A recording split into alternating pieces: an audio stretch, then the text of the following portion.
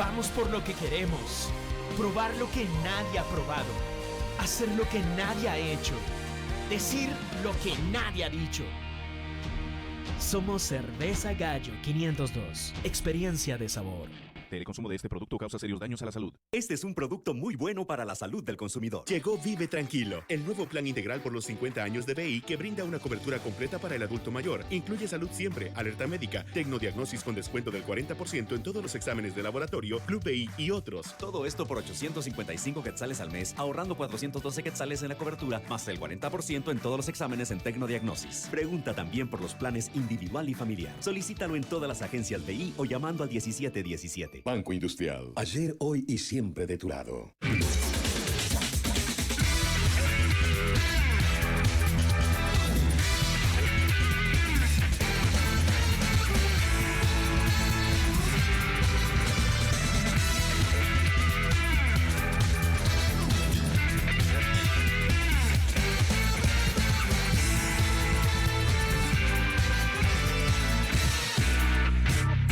Libertópolis.com. Ideas con valor. Libertópolis presenta a Gloria Álvarez. En Liber Viernes.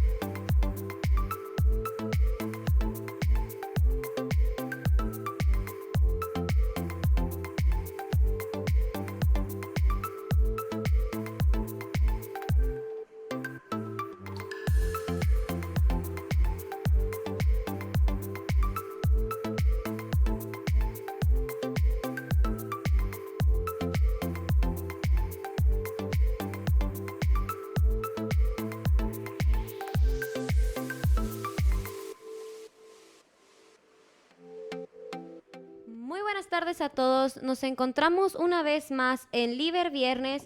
El día de hoy, viernes 11 de mayo, son exactamente las 6:05 y como ustedes verán, tenemos una tarde bastante nublada y por supuesto con el tráfico normal de viernes, que por supuesto estará pesado, pero hoy tendremos una conversación muy amena con Gloria, que está con nosotros desde México, y nos acompaña con Javier Milei. ¿Qué tal, Gloria? ¿Cómo estás?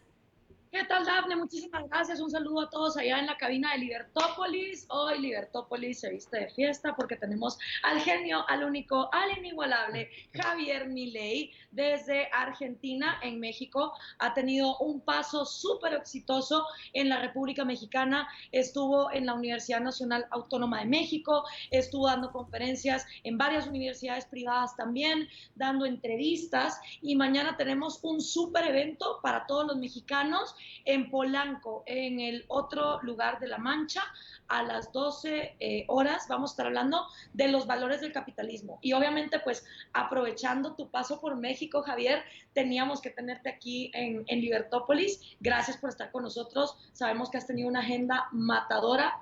Y me gustaría preguntarte, pues, primero, ¿cómo te fue en esta gira por Guatemala y México? Bueno, en principio me fue bárbaro porque estoy sentado al lado de Gloria Álvarez. O sea, digo, con lo cual eso es fabuloso. O sea, digo, me fue bárbaro. Ya con eso, la verdad que eso ya, digamos, es por sí muy bueno. Y la verdad que aún muerto, hoy hubiera venido como sea. Gracias. O sea, y la realidad es que sí, me fue muy bien. O sea, hice 2 conferencias en Guatemala, que salieron muy divertidas, y después hice 10 conferencias aquí en México. 10 conferencias, wow. Sí, en un contexto donde además ya a las 4 de la mañana me empezaban a llamar desde Argentina. Bueno, hoy arranqué a las 3:30. Wow. O sea, pero bueno, esa nota hoy generó un revuelo total y terminé siendo segunda tendencia mundial en Twitter con el tema hablando de la actual situación de Argentina. Así es que la verdad es que estoy muy contento porque además el impacto en cada una de las conferencias, tanto en Guatemala como en México, fueron muy buenos. Javier, tú llevas muchos años pareciendo como aquel cuento de Juanito y el lobo, ¿no? Ahí viene el lobo, ahí viene el lobo, ahí viene el lobo, el pueblo no le cree, el pueblo lo ve como un exagerado, hasta que de la nada llega el lobo y acaba con todo. Y ahora, de hace un tiempo para acá, Argentina no solo te ha empezado a escuchar, sino te ha prestado más atención que nunca, porque muchas de las cosas que tú has dicho repercuten en la realidad económica y política argentina. ¿Cómo ha sido esa transición de Milei estaba exagerado, Milei no está tan en lo correcto, tal vez Milei estaba en lo correcto? ¿Cómo ha sido para ti en lo personal? Mira, la realidad es que cuando yo empecé a ir a los programas de televisión, me miraban como un bicho raro, se reían de las cosas que yo decía, o sea, porque están tan acostumbrados al colectivismo que, claro, había una voz liberal y con un encono tan fuerte hacia el Estado y una defensa tan profunda de las libertades individuales que al inicio se reían, o sea, al inicio casi que les causaba gracia, pero al mismo tiempo había cosas que les sorprendía porque en cada uno de los debates yo terminaba aniquilando a mis oponentes. Y eso lo hacía no solo con la evidencia empírica, sino que también lo hacía desde el punto de la construcción lógica. Entonces, al inicio les generaba rechazo, pero entonces empezaban a ver que la construcción lógica tenía sentido y que también tenía sentido con los datos. Por eso, por ejemplo, hay muchos memes que me hacen, sí, donde, por ejemplo, no sé, hay uno que estoy como He-Man y la espada dice datos. Datos, claro. Claro. Entonces, básicamente todas mis argumentaciones yo siempre las estoy fundamentando con los datos y eso ya a la otra parte los deja como fuera de juego, y si encima cuando hace el argumento le demostrás que ese argumento que hizo es lógicamente incorrecto y que eso después deriva en problemas concretos de la vida diaria, entonces lo que había empezado como una cosa así graciosa, empezaron a darse cuenta que cada vez que había un debate aniquilaba a la otra parte, pero al mismo tiempo había construcciones que cerraba. Entonces la situación hoy es que cuando hablo se callan todos, salvo que haya periodistas comprados, entonces directamente ya cuando empiezo a hablar me empiezan a agredir ya en ese mismo momento. No es que me agreden después del argumento o algo por el estilo, sino directamente ya me agreden cuando empiezo a hablar. Y después lo otro que vos decís es, a mí, digamos, se me tildó de liberalote, se me tildó, digamos, de querer desestabilizar el gobierno, se me tildó de plateísta, bueno, se me pusieron de apocalíptico, y es muy interesante porque justamente hace un año, en un momento estoy teniendo un debate con el diputado Eduardo Amadeo, de Cambiemos, que además él es economista, y estamos debatiendo sobre el tema del shock y el gradualismo. Y básicamente lo que yo le explicaba es que en realidad era un falso dilema, porque en realidad todos los programas de shock en Argentina desde el 52 en adelante, salvo el del 59, todos habían sido expansivos. Y que todos los programas gradualistas habían terminado mal. Y entonces me decía, ¿a qué costo? ¿Pero cómo qué costo? Dios, si lo que termina mal es el gradualismo. Y aparte nos vas a dejar tapados de deuda y vamos a volarlo por los aires cuando empiece la suba de tasas en Estados Unidos y nos corten el financiamiento.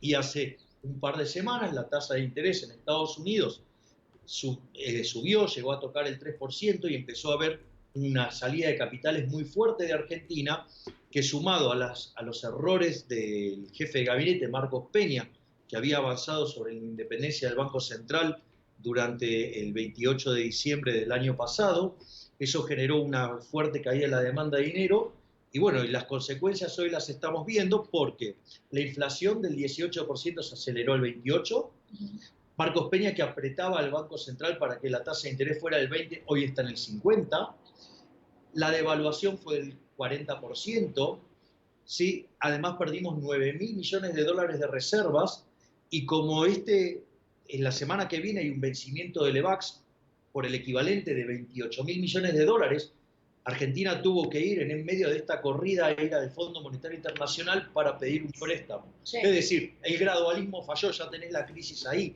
Y lo que es más grave, están yendo a buscar este dinero justamente para maquillar el fracaso de la idea de Marcos Peña en lo político, ¿sí? Y que el primer instrumentista de esto fue el vendedor de humo Alfonso Pratgay, un keynesiano, que le vendió una idea estúpida a Marcos Peña de que si vos aumentabas el gasto público, iba a aumentar tanto el PBI que la recaudación iba a subir y el déficit fiscal iba a caer.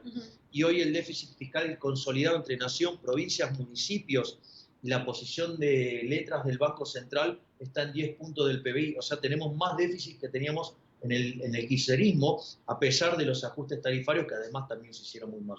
Tú sostienes que de hecho el verdadero gobernante de Argentina es Marcos Peña y no Mauricio Macri, y que muchas de las cosas que Macri dice que suenan muy liberales y por lo cual muchos liberales y libertarios en Argentina lo apoyaron, luego no se están viendo en la práctica.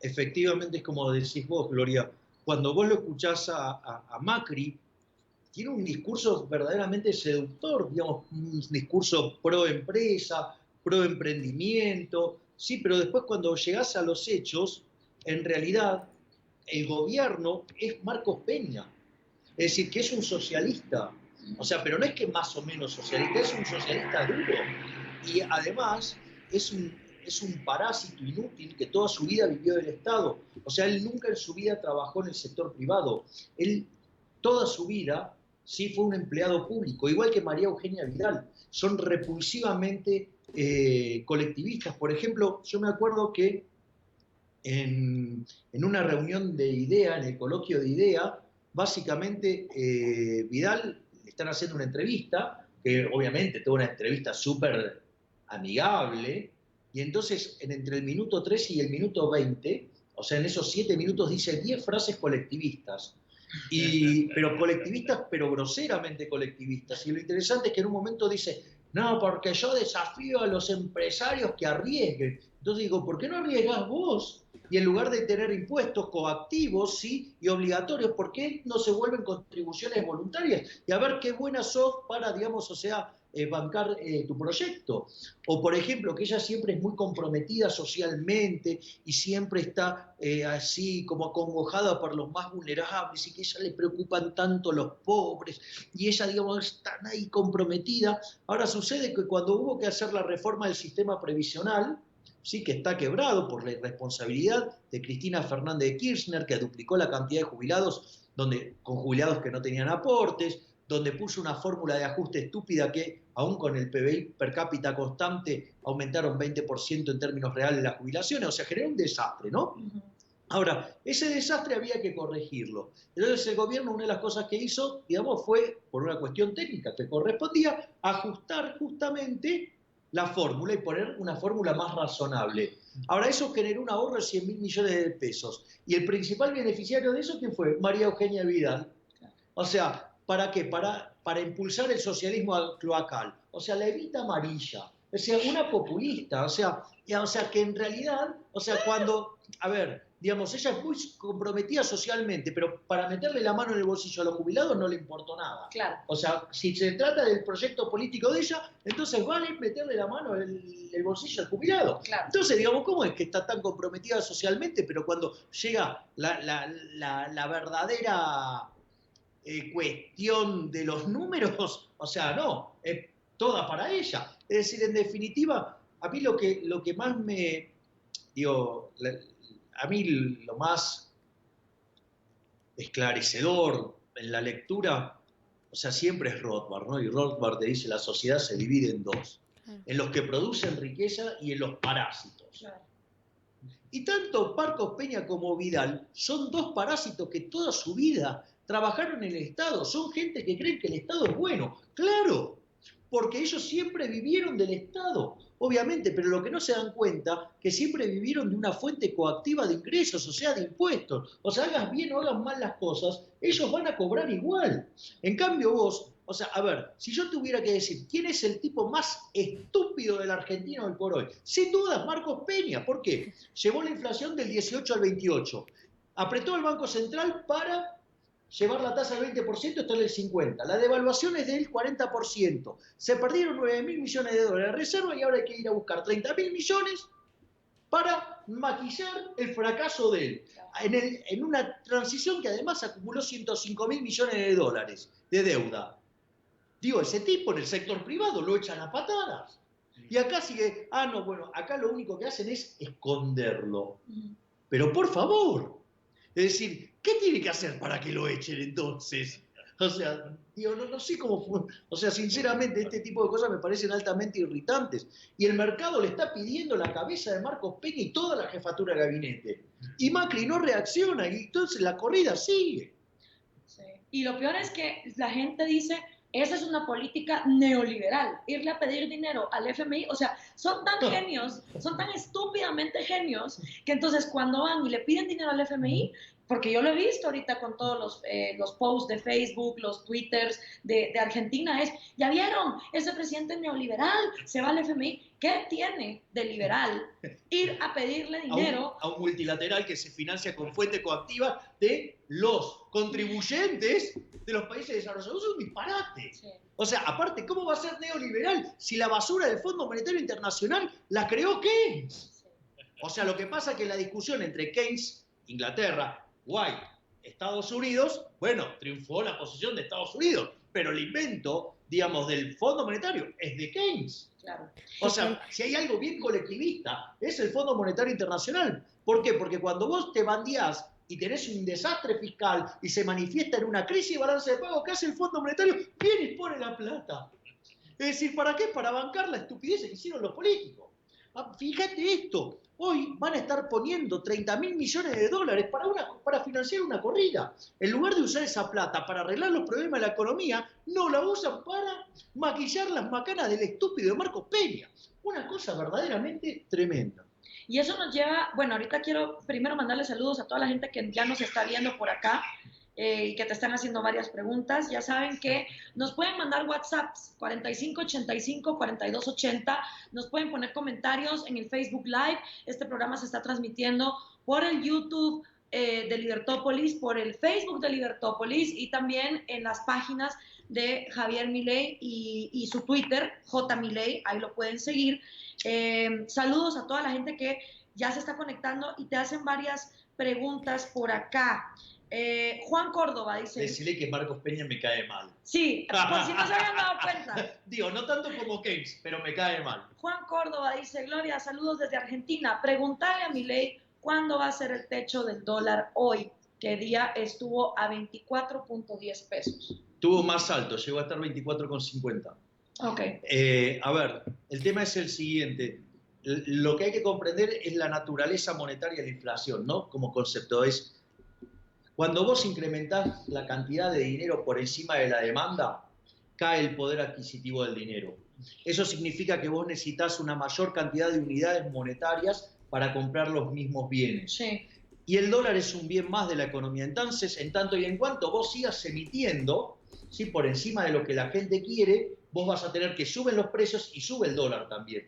Es más, el dólar sube primero porque es un activo financiero y el resto de los bienes vienen atrás porque los bienes reales, ¿sí?, tardan más tiempo en ajustar. Digamos, vos hasta que te llega el dinero y lo gastás, hay todo un proceso. Dura aproximadamente 3 meses según el sistema que operes. Y es más, si vos, por ejemplo, operaras con agregado monetario, en Argentina tarda 18 meses.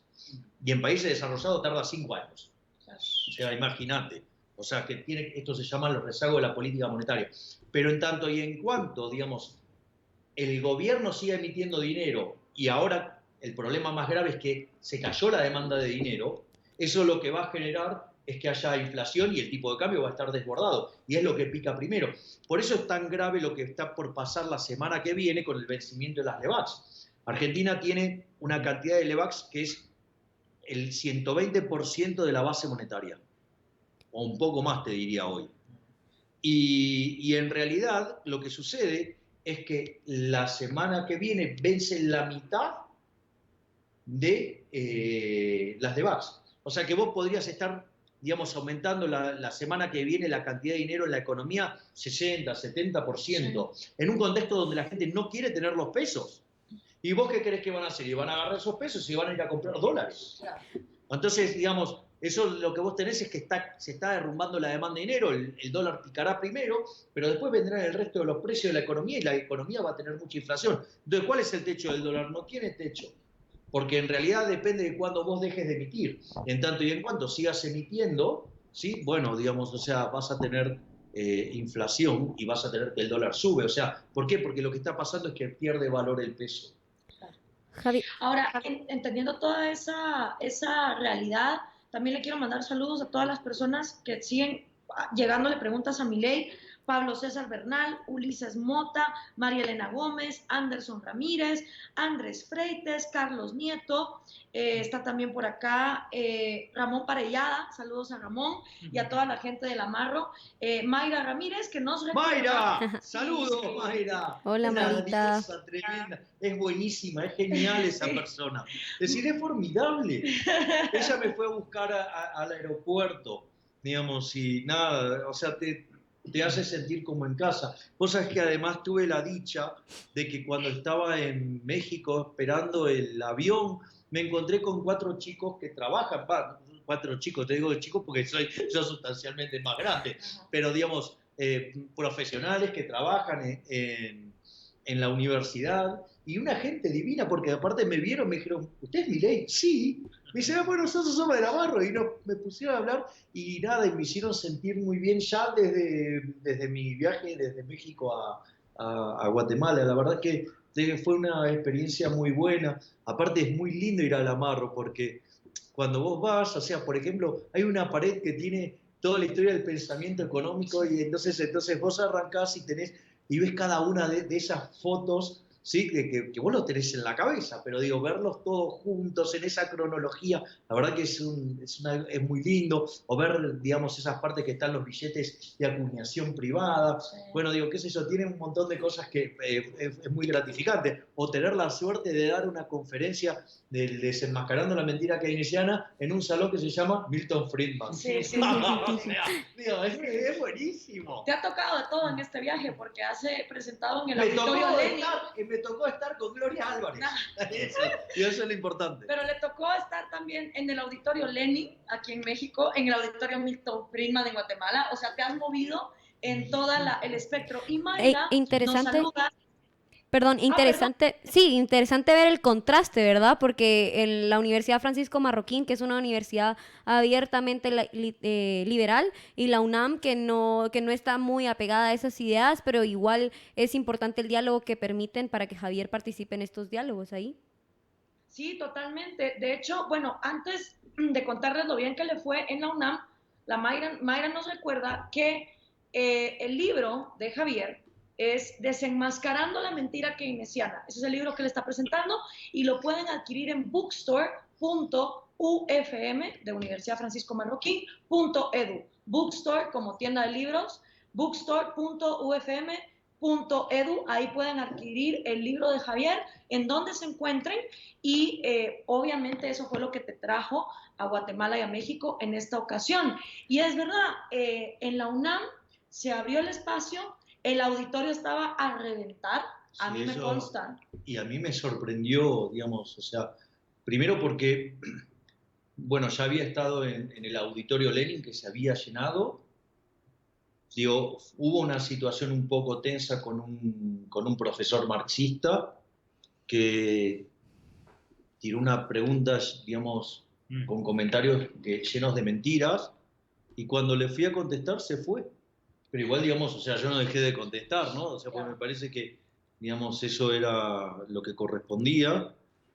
Pero entonces creí que la UNAM iba a ser bastante más belicoso y terminó siendo muy amigable. Me sorprendió que estaba lleno, o sea, yo no podía creer que ese auditorio estaba de bote a bote, había gente afuera. Había gente sentada en el suelo, parada, por todos los pasillos, afuera, impresionante. Y eso es lo interesante. Eso es lo interesante, que hay gente que quiere hablar de la libertad y discutir estas ideas en toda Latinoamérica. Pero, Gloria, vamos a ir al corte, no sin antes recordarles que el día de ayer fue el Día de la Madre y podemos seguir celebrando a mamá. Ustedes pueden ir a San Martín a buscar algunas galletitas, alguna magdalena o lo que a ustedes se les antoje mejor para celebrar a sus mamás. Y ustedes ya saben que San Martín hace que nuestros días sean más especiales. Vamos al corte y volvemos. Ahora puedes ver todos los programas de Libertópolis por Facebook Live. Facebook.com/Libertópolis. Transmisiones de Libertópolis por Facebook Live en directo. Disfruta de nuestros programas y dale compartir. Dar ese toque especial a cada proyecto de mis clientes ahora es más fácil, gracias a los pisos y fachaletas que encuentro en Samboro. Samborizar es complacer en cada detalle a tus clientes. Samboriza tus obras con El consumo de este producto causa serios daños a la salud. Somos los que viven con ganas, sin miedo, frescos, descomplicados, viviendo el presente sin miedo a intentar y con ganas de hacer la diferencia. Intensos, así, sin miedo, decididos. Vamos por lo que queremos, probar lo que nadie ha probado, hacer lo que nadie ha hecho, decir lo que nadie ha dicho.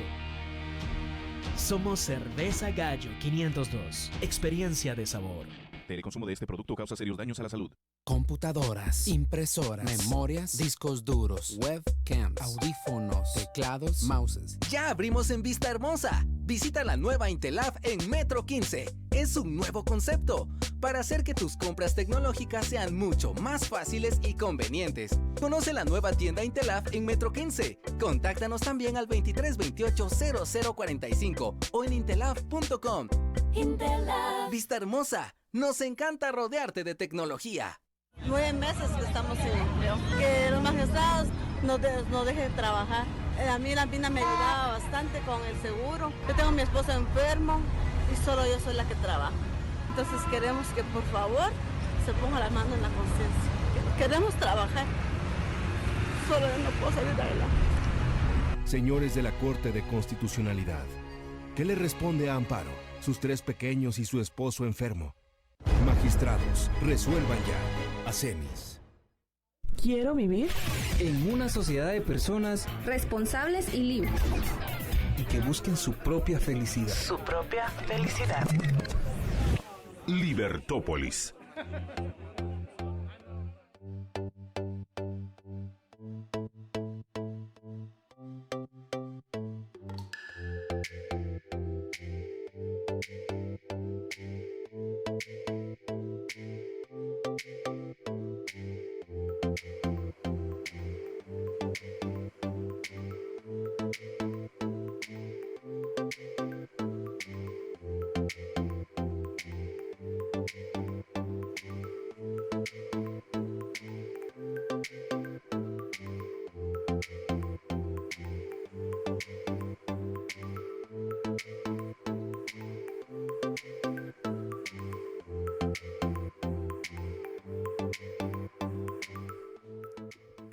Ya estamos de vuelta con nuestro invitado de hoy, Javier Milei, y con Gloria, que nos acompañan desde México.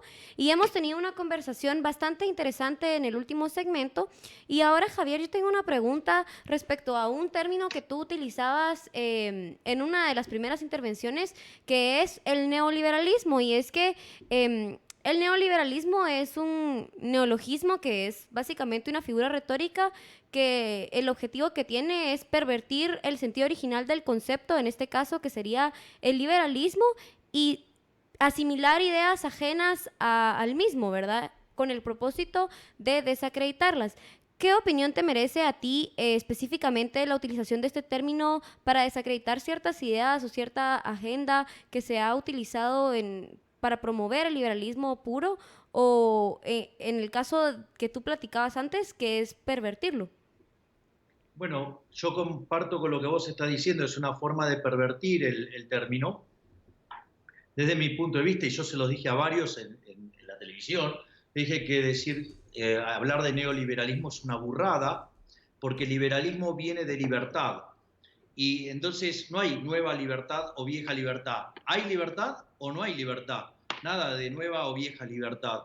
Y básicamente utilizan el neoliberalismo para construirle asociado a él, digamos, falacias asociadas a lo que se llama el hombre de paja. Claro. Entonces te hacen una construcción y te dicen, porque los neoliberales quieren hacer tal cosa, y claro, como no existen los neoliberales, entonces digo, qué sé yo, digamos, puede ser que estén diciendo eso porque en realidad no existen, y entonces inventan algo y a partir de eso te pegan y te definen como neoliberal. Sí. O sea, que no sé, digamos, o sea, de vuelta, no hay nueva o vieja libertad, ¿hay o no hay libertad?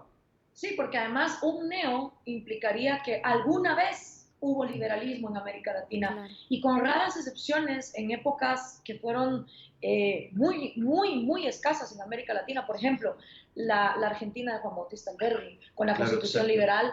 Ok, ahí hubo periodos de libertad, pero en general en América Latina no ha habido un liberalismo como para que ahora haya un nuevo liberalismo. Claro, bueno, tal cual. De hecho, es muy interesante lo que vos mencionás, Gloria, porque cuando Argentina se abraza a las ideas de Alberdi, deja de ser un país de bárbaros y a final del siglo XIX termina siendo uno de los países más ricos del mundo. Y durante lo que es la primera parte del siglo XX, ¿sí? A pesar de la Primera Guerra Mundial y todo ese tipo de cosas, y la Gran Depresión, estuvo oscilando siempre entre el país 5 y el país 8. Es decir, con lo cual fue un proyecto verdaderamente exitoso. Argentina era verdaderamente una potencia. Era, después de Estados Unidos, el país que más inmigración recibía. Y eso no es porque era un país que era horrible, sino que era una tierra de oportunidades. Porque fíjate que es más fácil para un europeo irse a Estados Unidos que para ir a Argentina, con lo cual Argentina era una tierra verdaderamente muy prometedora. Pero bueno, nada, hasta que llegó el keynesianismo. Eso, y eso precisamente nos trae a tu libro, que es este que tenemos por acá. Este es el nuevo libro de Javier Milei, se llama Desenmascarando la mentira keynesiana. Tú has dicho que casi que es imposible haber leído a todo Keynes porque son muchísimos los tomos. Son 30 tomos. 30 tomos. Sí, son 30 tomos. O sea, no creo que haya mucha gente que haya leído a Keynes. Yo no lo he leído completo. O sea, sí he leído libros de Keynes, los que a mí me parecen más relevantes, ¿sí? O sea, hay obras de Keynes que vos no podés dejar de leerlas. Ajá. Entonces, digo, por ejemplo, pero vos sabés que es muy loco porque muchos economistas se definen como keynesianos y te das cuenta que no han leído la teoría general. Wow. Por ejemplo, hoy yo estuve en una conferencia y un profesor me hace una crítica y dice, no, la teoría general no tiene ecuaciones. Y tiene partes donde sí hay ecuaciones. Bueno, pero digamos, era el anfitrión y no le iba a decir justo que lo que estaba diciendo estaba mal, o sea, digo, aparte ya venía muy cansado, ¿no? O sea, lo único que me importaba el viernes, ¿sabes qué era? Hacer el programa contigo, Ay, Gloria. qué lindo, gracias. Entonces, claro, y entonces, a ver, el tema es el siguiente, cuando uno, digamos, o sea, discute con los que se llaman keynesianos, uno se da cuenta que no leyeron el libro. Nunca Keynes. Claro, porque el libro básicamente tiene muchas partes muy totalitarias. O sea, por ejemplo, lo que es el prefacio en la edición alemán, que él admite públicamente que su libro es un libro para sistemas totalitarios y no para sistemas de competencia. Hay tramos, por ejemplo, en el capítulo 12, donde dice que no se le puede dejar a la gente que elija qué consumir y qué ordenar la producción. Básicamente lo que está diciendo es, la gente son esclavos, ¿sí? Que lo único que tiene que hacer es producir como máquinas y nosotros vamos a determinar desde la poltrona qué se puede consumir y qué ordenar en la producción. Es como que vos pudieras asignar el ahorro a distintos proyectos, por decirlo de alguna manera, y así ordenar la producción. Entonces, o cuando él, por ejemplo, también explica, dice, que aboga por una socialización total de los medios de producción, y dice, bueno, pero no necesariamente es necesario hacer todo esto, y entonces se muestra partidario del fascismo, donde dice, bueno, uno si por ejemplo no necesita socializar, si por ejemplo pudiera hacer mediante controles, determinar qué tienen que producir las empresas, cómo producirlo, ¿sí? A qué precios, digamos, qué costos pagar, o sea, ok, digamos, eso es fascismo, y eso no implica propiedad, o sea, la propiedad es absolutamente nominal, tampoco hay cálculo económico, porque en realidad, digamos, el que determina los precios, el que determina cómo se produce y cómo se produce, en qué situación, es el Estado. Entonces, digo, eso no es mercado, ahí tampoco hay propiedad, o sea, es un mero papel, claro. Pero vos no sos dueña de nada. Bueno, y dice, bueno, pero si hay que ir hacia una solución así ya más socialista, en realidad, digamos, hay que hacerlo paulatinamente para no alterar a la gente. Porque de hecho, Keynes cuando vuelve de Rusia y en el año 1925, él escribe 3 ensayos y hay uno que se llama Sobre la Unión Soviética. Y en ese ensayo él lo que dice que el sistema instaurado en la Unión Soviética era el sistema ideal. Nada más que lo único que él cuestionaba era que había sido implementado con la violencia propia de los judíos. O sea, con lo cual además era antisemita. O sea, él era partidario de Hitler, era partidario de Mussolini, digamos, con el matrimonio Webb, que eran los que lideraban la sociedad fabiana, y él estaba en el círculo Bloomsbury, digamos, eran todos intelectuales de izquierda que abogaban por soluciones socialistas. Entonces, digo, y el libro, digamos, tiene esas características. Yo creo que el que mejor ve esta situación, no sé si Hayek lo hace de modo intencionado, sí, pero Hayek lo ve con claridad en la lógica de Camino de Servidumbre. Sí. Porque, digo, ¿qué describe, digamos, Hayek en Camino de Servidumbre? Lo que sucedió en Alemania. Es decir, cómo las distintas, ¿sí?, intervenciones del Estado generan lo que se llama el fallo de gobierno, donde el resultado de, digamos, por alguna cuestión de vaya a saber quién se creen que son, digamos, los jerarcas para decir qué está bien y qué está mal, deciden intervenir y esa intervención genera un fallo, digamos, no es, digamos, en realidad lo que genera es el fallo del gobierno, con lo cual el resultado termina siendo peor del que tenías originalmente. Y así sucesivamente eso genera cada vez más demanda de intervención y llega un momento que es tan grande el poder del Estado que estás al borde de un sistema autoritario. De hecho fue lo que le pasó a Argentina con los Kirchner, o sea, estuvo al borde de caer en un sistema totalitario. De hecho todo el entramado legal de la última parte de la presidencia de Cristina Fernández de Kirchner son un conjunto de leyes, por ejemplo la ley de abastecimiento, ¿sí? La ley penal cambiaria, la ley de terrorismo económico, o sea, la ley de mercado de capitales, todas esas leyes en realidad son todas inconstitucionales. ¿Y por qué no las mandaban? Porque no tenían mayorías. Entonces estaban esperando ganar las elecciones para avanzar en eso. Ahora, avanzar en eso significaba ir al camino Venezuela/Cuba. Claro. Y de hecho, digamos, el vicepresidente que lo puso a dedo, Cristina Fernández de Kirchner, el candidato, ¿no? Era Zanini. Y Zanini es un comunista maoísta. Entonces, digamos, este tipo de cosas son bastante complejas y bueno, y el keynesianismo es un medio para lograrlo. Eso te iba a preguntar, la relación que existe y que tú dijiste muy bien en una de las conferencias donde pude asistir, tú dijiste, a ningún político lo premian por ahorrar ni por ser austero. Todos los políticos son condecorados cuando gastan y gastan. Por eso, detrás de un político ladrón y despilfarrador, siempre va a haber un keynesiano. Nunca va a haber un economista liberal o libertario detrás de un político ladrón. ¿Cómo es este matrimonio genocida, le diría yo, entre el marxismo y el keynesianismo? Porque a veces me pongo yo a pensar que si el keynesianismo no hubiese surgido con la fuerza que surgió, legitimándose hasta con el premio Nobel que se le entregó, tal vez el marxismo no hubiera avanzado tanto, porque el keynesianismo es una manera como de disfrazar mediante el despilfarro y unas políticas que tal vez no son tan totalitarias como las comunistas, pero al fin y al cabo es un matrimonio que entonces hace que una agenda haga que la otra avance. Exactamente. A ver, una de las cosas que yo digo es, mirá, si vos querés cocinar un sapo, vos no lo puedes tirar en agua caliente porque el sapo salta. Sí. Si vos querés cocinar al sapo, lo que tenés que hacer es ponerlo en agua fría y prendés las hornallas. Y cuando el sapo se quiere dar cuenta, es boleta. Bueno, eso es el keynesianismo. O sea, poner el sapo en el agua fría y ponerlo a calentar de a poquito.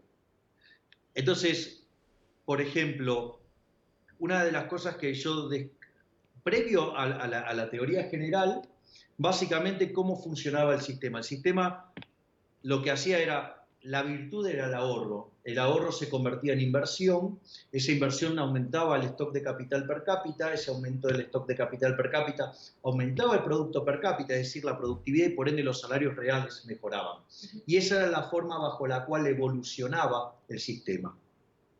Por otra parte, en el caso de Keynes, a partir de un error conceptual, digamos, porque él había tomado solamente un curso de economía de 6 meses con Marshall, y básicamente hace una extrapolación de un problema de equilibrio parcial a uno de equilibrio general, un error técnico muy grosero, pero le permite derivar el multiplicador, lo que se llama el multiplicador keynesiano.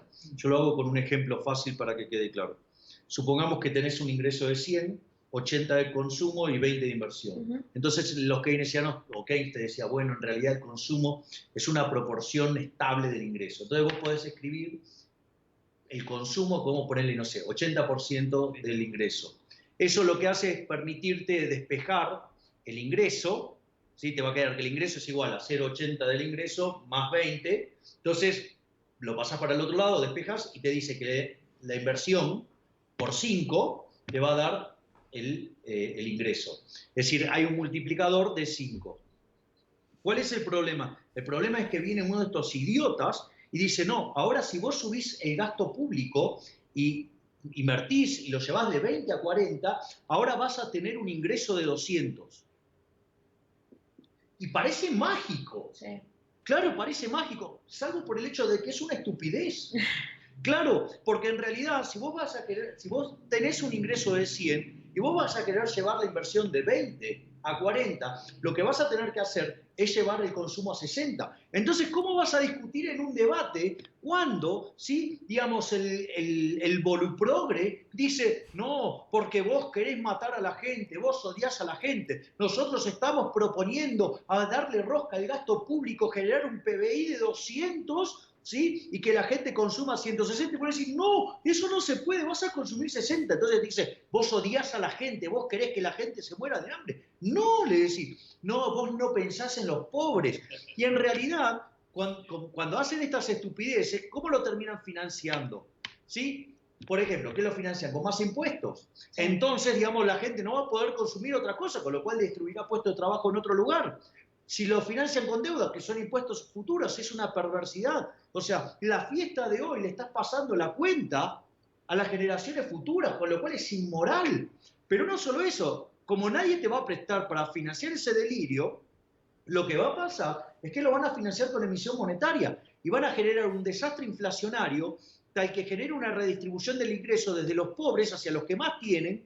¿Para qué? Para generar esta idea del ahorro forzoso que financie esa inversión. Una inversión asignada totalmente mal, ¿sí? Con lo cual, digamos, o sea, todo lo que surja de ahí va a salir mal.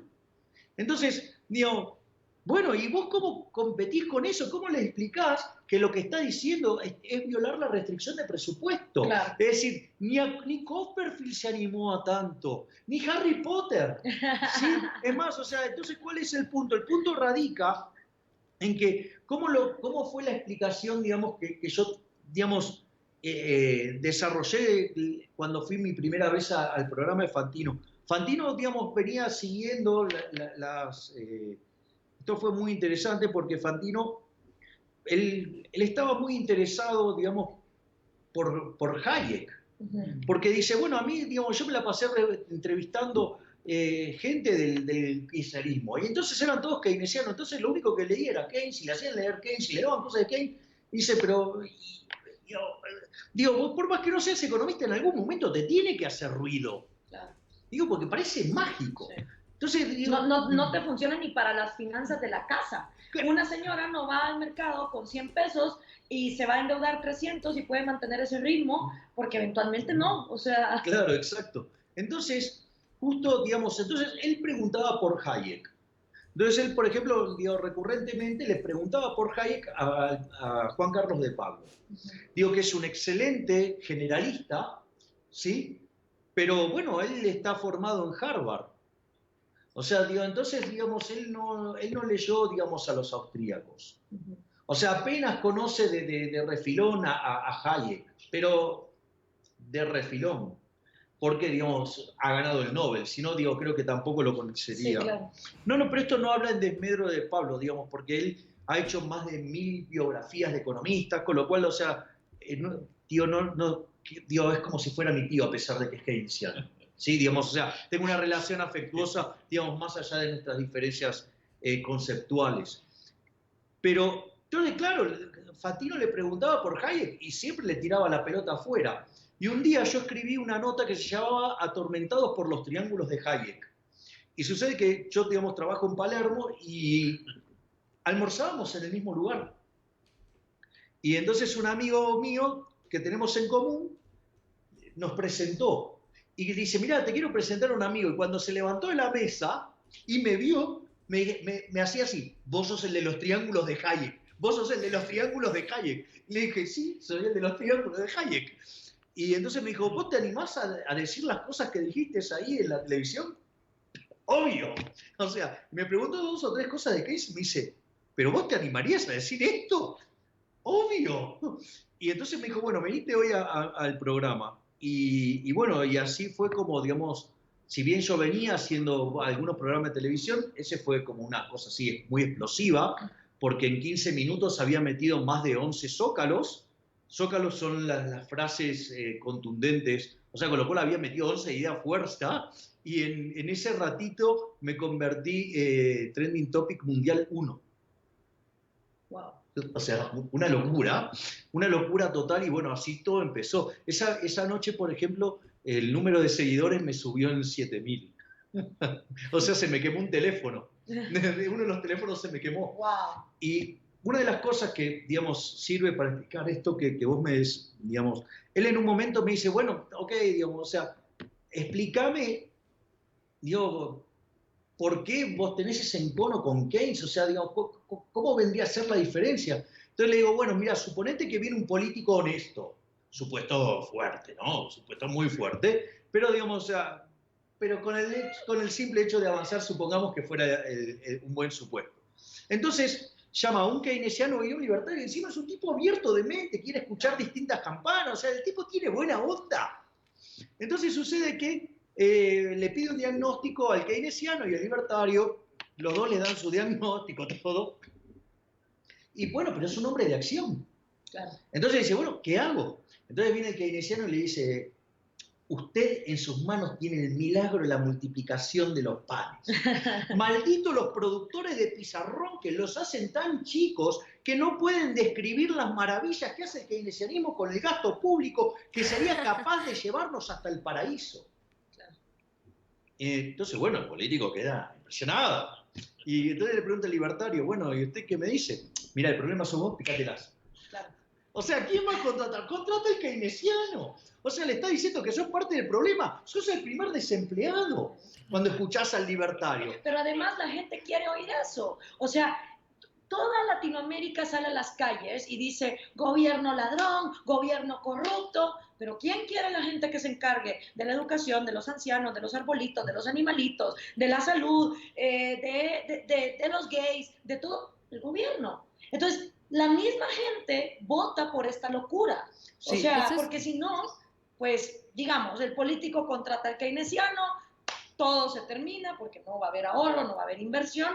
Y si el votante dijera, wow, esto realmente no funciona, pues entonces ya los políticos no lo ofrecerían, porque saben que así no van a ganar votos. Pero la rueda sigue y sigue y sigue, porque la misma gente que está harta de la corrupción del gobierno no está dispuesta a que el gobierno se separe de la economía. Es más, y- la gente... Eso es bastante curioso, porque resulta que muchas personas no se dan cuenta de lo contradictorio que suena. Hace unos días tenía una conversación con una persona que me decía, sí, el gobierno comete actos de corrupción, el gobierno tiene instituciones ineficientes, etcétera, y tiraba, hablaba muy mal del gobierno, pero luego lo decía, entonces, ¿tú qué propones? O sea, ¿cuál crees que es la vía a través de la cual podríamos mejorar las condiciones de vida de todas las personas en el país? Ah, entonces deberíamos de pagar más impuestos, o que el gobierno para que el gobierno tenga más dinero para que pueda hacer mejores cosas. Y entonces yo le digo, pero si estás diciendo que el gobierno es una institución corrupta, entonces ¿cómo es que tú quieres darle más dinero? Entonces realmente existe un problema, y va de la mano con algún comentario que hacía alguien aquí en el Facebook, que decía ¿Cómo es que intronizamos la cultura libertaria y liberal en los latinoamericanos y dejamos de un lado esa afinidad a darle todo el poder al gobierno? Bueno, digo, si querés te cuento mi experiencia, ¿no? O sea, yo, por ejemplo, me invitan a un programa para hablar sobre corrupción. Sí. Entonces, ¿qué es lo que digo? Que la corrupción es un fenómeno inherente a la existencia del Estado. Claro. Dice, digo, ¿cómo un fenómeno? Y bueno, claro, ¿por qué? Porque supongamos un caso de una empresa privada, ¿no? Entonces, tiene un empleado desleal y que básicamente, ponerle, no sé, un comprador y compra las cosas más caras. Entonces, ¿qué es lo que pasa? Quiere decir que va a haber un competidor tuyo que va a poder vender el mismo producto a un precio más bajo o un precio de mejor calidad al mismo precio, o, digamos, un bien de mejor calidad a un mejor precio. Por ende, si vos no tomás las medidas correctivas, quebrás. Es decir, el mercado te castiga, Claro. porque terminás siendo ineficiente. Entonces, digo, claramente vos tenés los incentivos para que no haya corrupción en tu empresa. Y si la hay, vas a quebrar por ineficiente. O sea, el mercado ordena el proceso y hace que la corrupción, digamos, termine desapareciendo. En cambio, ¿qué es lo que pasa? En el Estado no desaparece. ¿Por qué? Porque al financiarse con una fuente coactiva de ingresos, lo hagas bien o lo hagas mal, no vas a pagar las consecuencias. Total, lo paga el contribuyente. Entonces, digo, la corrupción es inherente a la existencia del Estado. Y eso además genera otros problemas. Porque una de las cosas que pasa, digamos, los que actúan en el Estado descubren que mediante alguna regulación te pueden mandar a la quiebra. Entonces, o sea, justamente trabajan y elaboran regulaciones, ¿para qué? Para robarte. ¿Sí? Y los que no logran entrar en el negocio también son víctimas y tienen que pagar para que no los molesten. Entonces, digamos, básicamente eso deriva en una ineficiencia total, digo, al margen de la violencia que implica tener el Estado, al margen de que siempre, digamos, la acción del Estado va a ser ineficiente. O sea, yo esto lo suelo contar con dos ejemplos. Uno con un ejemplo de Milton Friedman, con las 4 formas de gastar, que uno puede gastar su dinero o el de otros, y lo puede gastar en uno mismo o en otros. ¿Cuál es la mejor forma de gastar tu dinero? Gastarlo en vos mismo, porque vos sabés cuánto te costó ganarlo y vos sabés muy bien en qué lo querés gastar. Entonces vos maximizás tu beneficio, o sea, porque vos sabés lo que te costó ganarlo. Ahora, por ejemplo, si vos gastás tu dinero en otros, bueno, digamos, es como hacer regalos, o sea, vas a minimizar el costo. Es decir, vas a tratar de quedar bien, pero con lo menos posible. Ahora, fíjate qué pasa si vos gastás la plata de otros en vos. Bueno, ahí vale el despilfarro. Mirá lo que era la campaña electoral o los actos de Cristina Fernández de Kirchner cuando estaba en el poder y lo austero que eran los actos cuando estaba fuera del poder. Y eso, digamos que ni siquiera creo que la plata haya sido de ella, sino que me imagino que salió de algún distrito electoral muy importante. Llámese La Matanza. Pero bueno, no importa, eso es un detalle. Ahora vos fíjate, ¿cuál es la peor manera de gastar? El dinero de otros en otros. Y eso, paradójicamente, se llama estado del bienestar cuando debería llamarse estado del malestar. Claro. Porque ¿cuál es tu incentivo para gastar bien? Ninguno. Es más, fíjate qué loco, ¿no? Porque suponete que, bueno, en realidad el Estado va a poner un agente fiscal para que gaste en lo que vos querés. O sea, lo tenés al lado tuyo y él gasta justamente lo que vos querés. Aun cuando fuera eso, que es absolutamente utópico, que eso no existe, aún estarías peor. Claro. Porque a esa persona que vos lo tenés al lado y está gastando supuestamente lo que vos querés, le tenés que pagar. Consecuentemente, nunca vas a estar igual. Siempre la presencia del Estado está peor. O sea, y si empezamos con el hecho de que los impuestos son un robo, está claro que siempre va a estar mal. Entonces, por ejemplo, digo, ¿cómo suelo mostrar yo ese ejemplo, no? Digo, suponete que viene tu vecino y te dice, mira, Gloria, dame el 50% de los ingresos. Y lo más probable es que me saques a patadas. Claro. Vuelvo mañana con un papel, ¿sí?, firmado. Entonces digo, mira, Gloria, acá dice que me tenés que dar el 50% de tus ingresos. Porque lo dice este papel. ¿Y quién lo firmó? Yo. Digo, o sea, ¿qué vas a hacer? Me vas a sacar a patada. Bueno, mañana vengo con digamos, el matón del barrio, y te digo, Gloria, dame el 50% de tus ingresos.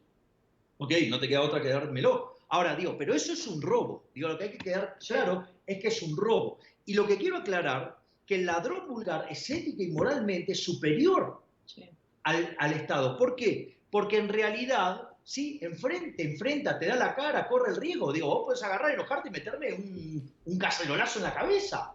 Me podés denunciar con la policía y mandarme preso. Digo, podés reaccionar, ¿sí? Ahora, y además, el ladrón vulgar es un ladrón, digamos, aleatorio. Viene hoy, mañana no, qué sé yo. Digo, es aleatorio. Ahora, el Estado usa el aparato represivo, digamos, del Estado, digo, tiene el monopolio de la violencia, ¿sí? Y como si todo eso fuera poco, ¿sí? Además, es un ladrón estacionario. Está siempre, te roba siempre. O sea, vos vas y compras un bien en Argentina y el 21% IVA. Digo, y todo así. En Argentina el que está en blanco es un esclavo, el 70% de lo que genera se lo lleva el Estado. Porque cuando vos recibiste 100 de tu empleador, hay 65 que ya, digamos, se lo llevó el Estado. Y cuando vas a comprar algo, la mitad del precio es impuesto. O sea que 115 en 165 se lo llevó el Estado. O sea, se te llevó el 70%. Es decir, somos esclavos. Entonces, digamos, y yo creo que de a poco la gente empieza a reaccionar. Vamos a, sí, y están reaccionando también en el Twitter y en el Facebook. Quiero empezar a mandar saludos a Mati, que en el Twitter nos dice, adóptenme. Juan Pablo Álvarez. Con gusto, aquí en México, tu casa. Juan Pablo Álvarez dice, nos manda una propuesta. ¿Cómo ven esta propuesta? Consulta nacional para solicitar el análisis de la capacidad mental de AMLO y los demás candidatos. Me parece fantástico. Yo creo que es algo que todos deberíamos de hacer. O sea, un análisis psiquiátrico y psicológico de la gente que se está postulando al poder, saber cuánta inteligencia emocional tienen. Si son todos no psicópatas, son sociópatas. Exacto. Y eso sí, pero que sea hecho por psiquiatras socialistas, liberales, o sea, no solo poner el psiquiatra de la facultad marxista de la Universidad Estatal del país, porque entonces obviamente pues ahí van a salir locos los que a él le conviene, claro, sino que haya por lo menos una buena junta directiva diversa. José Mateo Flores nos manda saludos. Yo Libertario pregunta, Gloria, pregúntale a Javier, ¿cómo cree que la Argentina va a poder evitar la piña? No la va a poder evitar, ya se la pegó. O sea, ya se lo pegó. Lo que pasa es que ahora falta, digamos, que empiecen a saltar los pedazos de la piña. O sea, ya está. Porque en realidad, o sea, vos ahora tendrías que hacer un programa económico consistente.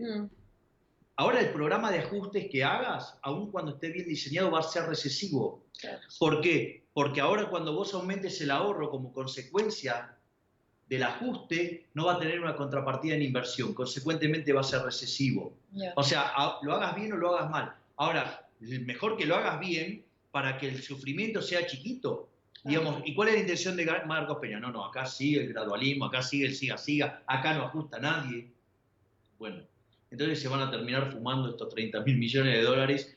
¿Para qué? Solo para maquillar los errores de Marcos Peña. O sea, el empleado del año.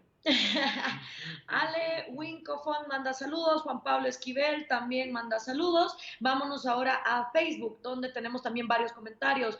Gustavo Alfano dice, saludos a Javier y a Gloria. Pregúntale a Javier, ¿cómo hacemos para cambiar y salir de los 17 millones de jubilaciones y planes sociales en Argentina que no aportan y no aportaron y son solo mantenidos por los 10 millones de personas con trabajos privados? Gracias y saludos. Sí, en realidad son 8 millones contra 20. 8 millones. Los que producen contra 20 millones de cheques que da el Estado.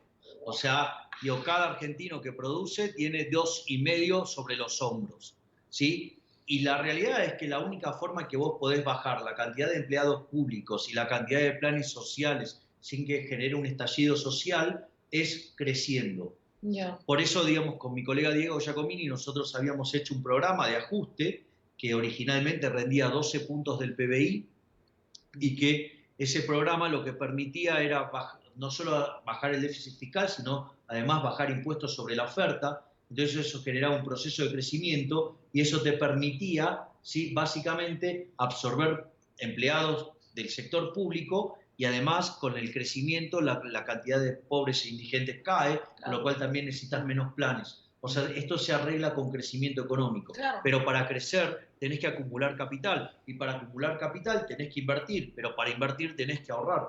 Entonces, fíjate esto. Argentina tiene un ahorro en términos del PBI de 15 puntos. O sea, un número inmundo. Por eso tenemos un nivel de inversión inmundo. ¿Sí? Ahora, ¿cómo se compone ese 15%? Son 25 que aporta el sector privado y 10 negativo del sector público. Es decir, que la gran traba para el crecimiento es justamente el sector público. Pero eso no se queda ahí, porque en realidad, si vos te fijas, el 50% del ingreso efectivamente se lo lleva ¿quién? El sector público. Entonces quiere decir que el sector privado en Argentina, de cada 2 pesos que gana, 1 lo ahorra. Es decir, que si no fuera por la nefasta presencia del sector público, Argentina crecería más que a tasas chinas. Tenemos muchas más preguntas, pero creo que tenemos que ir a una pausa, Dafne. Y les recuerdo que nos pueden mandar sus comentarios también, Facebook, Twitter, Libertópolis Radio, y por supuesto 4585-4280, que es nuestro WhatsApp. Vamos contigo, Dafne, y volvemos después de la pausa.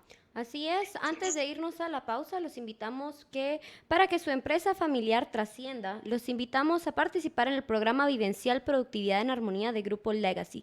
6 jornadas de 4 horas cada una. La primera jornada es este martes 15 de mayo con el tema de gobernanza con reglas claras en el horario de 9 a 13 horas. La inversión es de 500 quetzales por persona por cada jornada y pueden obtener más información al celular o WhatsApp 5308-1860. Vamos al corte y volvemos. Mr. Gorbachev.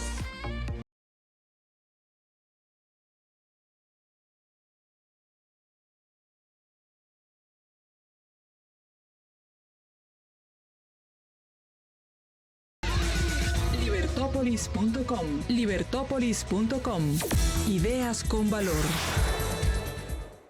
Llévate todo el sabor campero. 8 piezas de pollo, piernas y cuadriles, 4 panes, 4 papas a solo 110 quetzales para llevar o autoservicio en Pollo Campero. Como colaboradores de Minera San Rafael, hemos venido delante de los magistrados de la Corte de Constitucionalidad a hacerles el llamado de que hagan una pronta resolución a lo que es el caso Minera San Rafael. De esto nosotros dependemos para darle un buen futuro a nuestras familias. Nuestros hijos nos exigen educación, nuestros hijos nos exigen cada día un mejor futuro. Señores magistrados, ¿qué le responden a Henry Ruiz y a sus 3 hijos? Magistrados, resuelvan ya. Hacemos. El país está en caos. Los villanos hacen de las suyas en toda Guatemala. El gobierno brilla por su ausencia. Y ante este caos, ¿quién podrá defender la vida, la propiedad y la libertad? Los valientes y capaces son los héroes de la libertad. Héroes sin antifaz. Héroes que dan la cara y el nombre todos los días en la batalla de las ideas. Pero lo triste es que muchos se pierden en el circo y olvidan lo importante, sus seres queridos. ¿Y tú vas a apoyar a los villanos que nos están llevando al precipicio o te convertirás en un héroe de la libertad? Se necesitan más héroes para ganar la batalla de las ideas. Y solo en Libertópolis la estamos dando. Únete a Libertópolis. #LiberHéroe. Este espacio de serenidad en radio es patrocinado por Compu 911. Compu 911. Búscanos, verás qué simple es la vida. A continuación, amigos televidentes, se viene una partida increíble de ajedrez. El gran maestro y campeón del mundo, Magnus Carlsen, versus el prodigio del ajedrez ruso, Alexander Grishko. Nada se compara con la emoción del fútbol. Por eso, no te puedes perder Rusia 2018 con todos los partidos en vivo y en HD a través de Tigo Sports. No te quedes sin mundial y adquiérelo hoy, sin contrato, al 2428-0000. Tigo Star. Libertópolis.com. Contáctanos. Mensajes de texto al 9222. Costo del mensaje, 5 quetzales.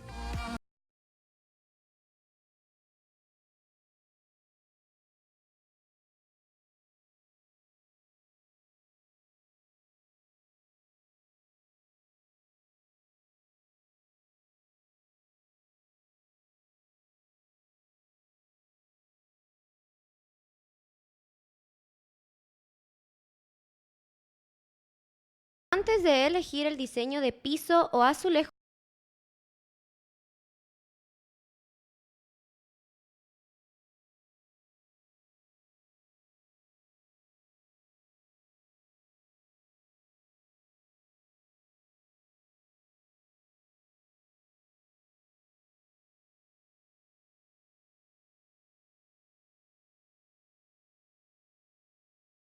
samborícenlo con Sambor.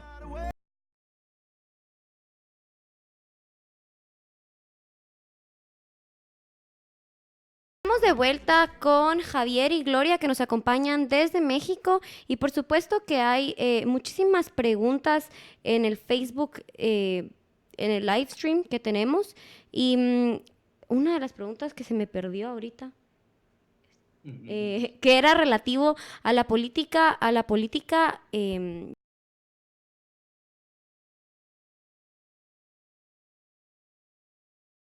posibilidad de implementar esta política en Argentina.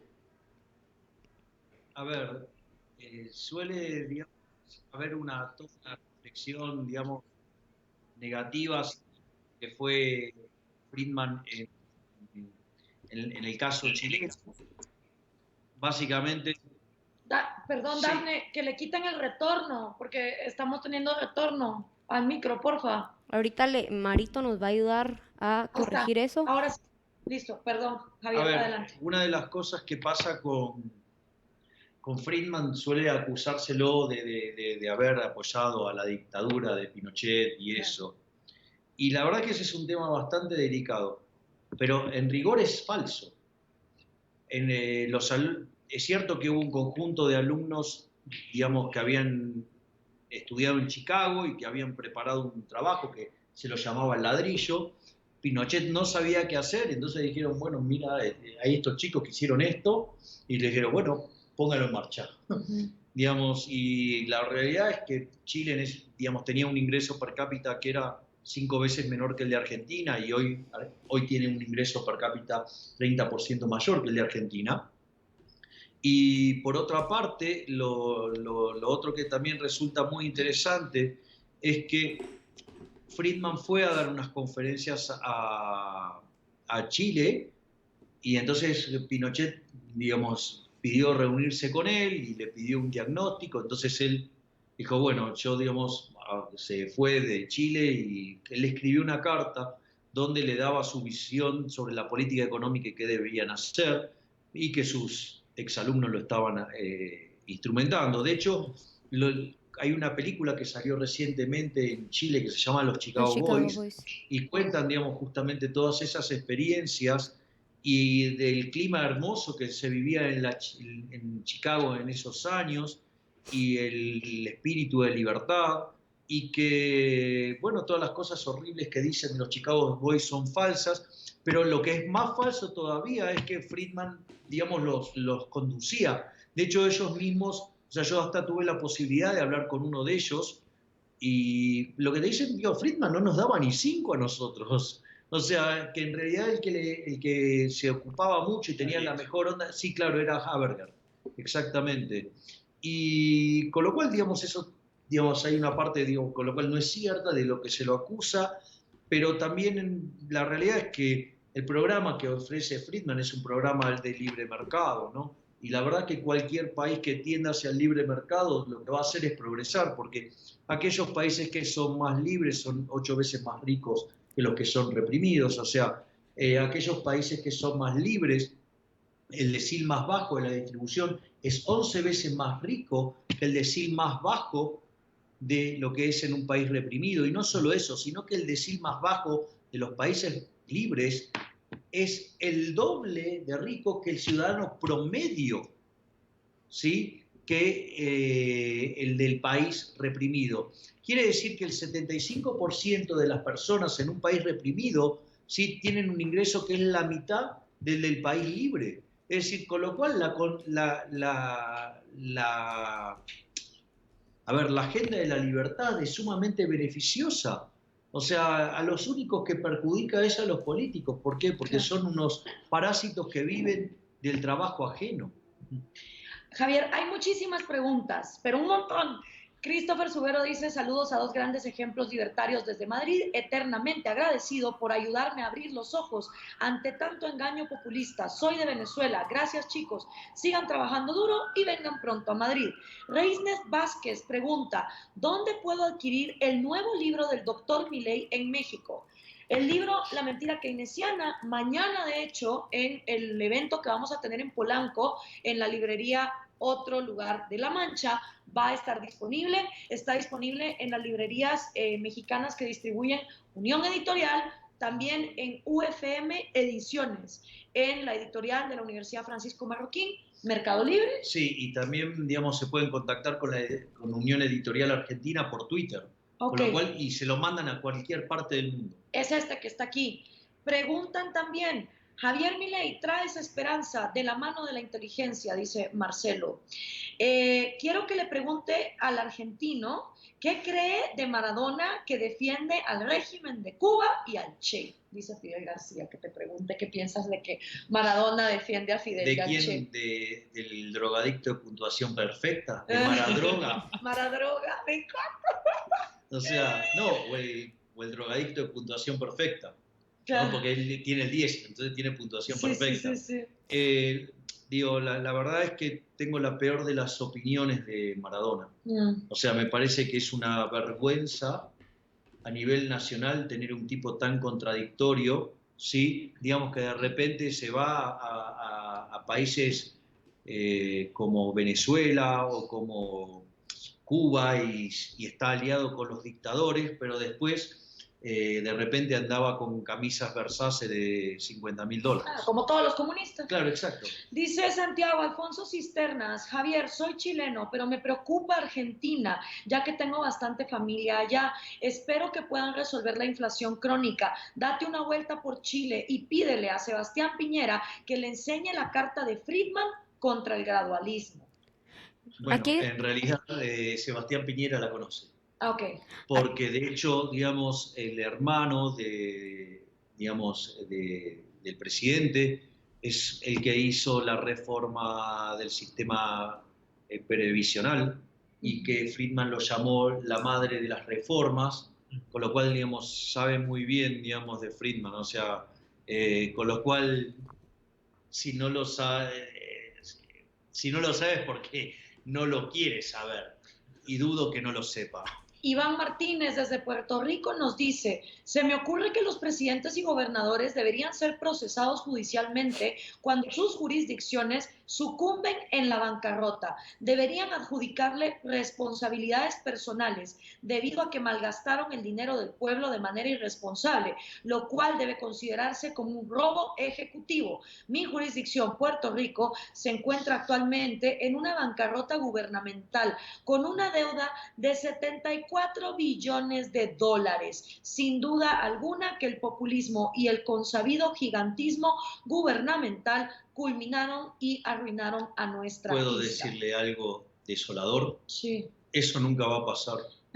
Porque en realidad los políticos son los que determinan las reglas de juego y las determinan en favor de ellos mismos. O sea, es más, yo voy a hacer un ejemplo, digamos, parecido para que vean, digamos, cómo ellos hacen las reglas de juego en su propio favor, ¿no? Supongamos lo siguiente, va una persona caminando por la calle, ¿sí? Y viene un ladrón y le roba todo y lo deja en traje de Adán, literalmente. ¿Qué chances hay que el ladrón vuelva a la media hora y le diga, mirá, me equivoqué, tomá, te devuelvo algo? Claro. Cero. ¿Cómo? Claro, ¿cómo va? Entonces, si el ladrón vulgar no te lo va a devolver, ¿cómo te va a devolver algo el político si tiene el monopolio de la violencia y él además determina las reglas de juego y las determina en su propio favor? Olvídate, nunca va a pasar. Claro. No va a pasar, es ponerse la soga al cuello. Samuel Berché dice, Javier, ¿qué haces ahí con el quilombo que hay en estos días por Argentina? Tenés que estar pegándole a Marquitos Piña en todos los programas. Ya lo mandamos de vuelta. Pero, Dios, ya va, ya va. Solo, Dios, sí, estoy yendo la semana que viene, ya tengo pactado un montón de programas, pero estoy dando cerca de 10 entrevistas por día. Muy bien. De hecho, digamos, hoy fui segunda tendencia mundial en Twitter, digamos, y todos los reportajes le doy durito a Marquitos, que yo le digo Marquitos Piña. Claro. Yo me acuerdo que un día estaba en Intratables y digo, y digo, le estoy explicando la situación y digo, porque Marcos Piña. Entonces, Del Moro me dice, ¿cómo? Pero no, Peña, no, Piña. ¿Cómo Piña? Sí, Piña por la piña que nos vamos a pegar con esta estupidez del gradualismo, que ahora está a las puertas. Así es.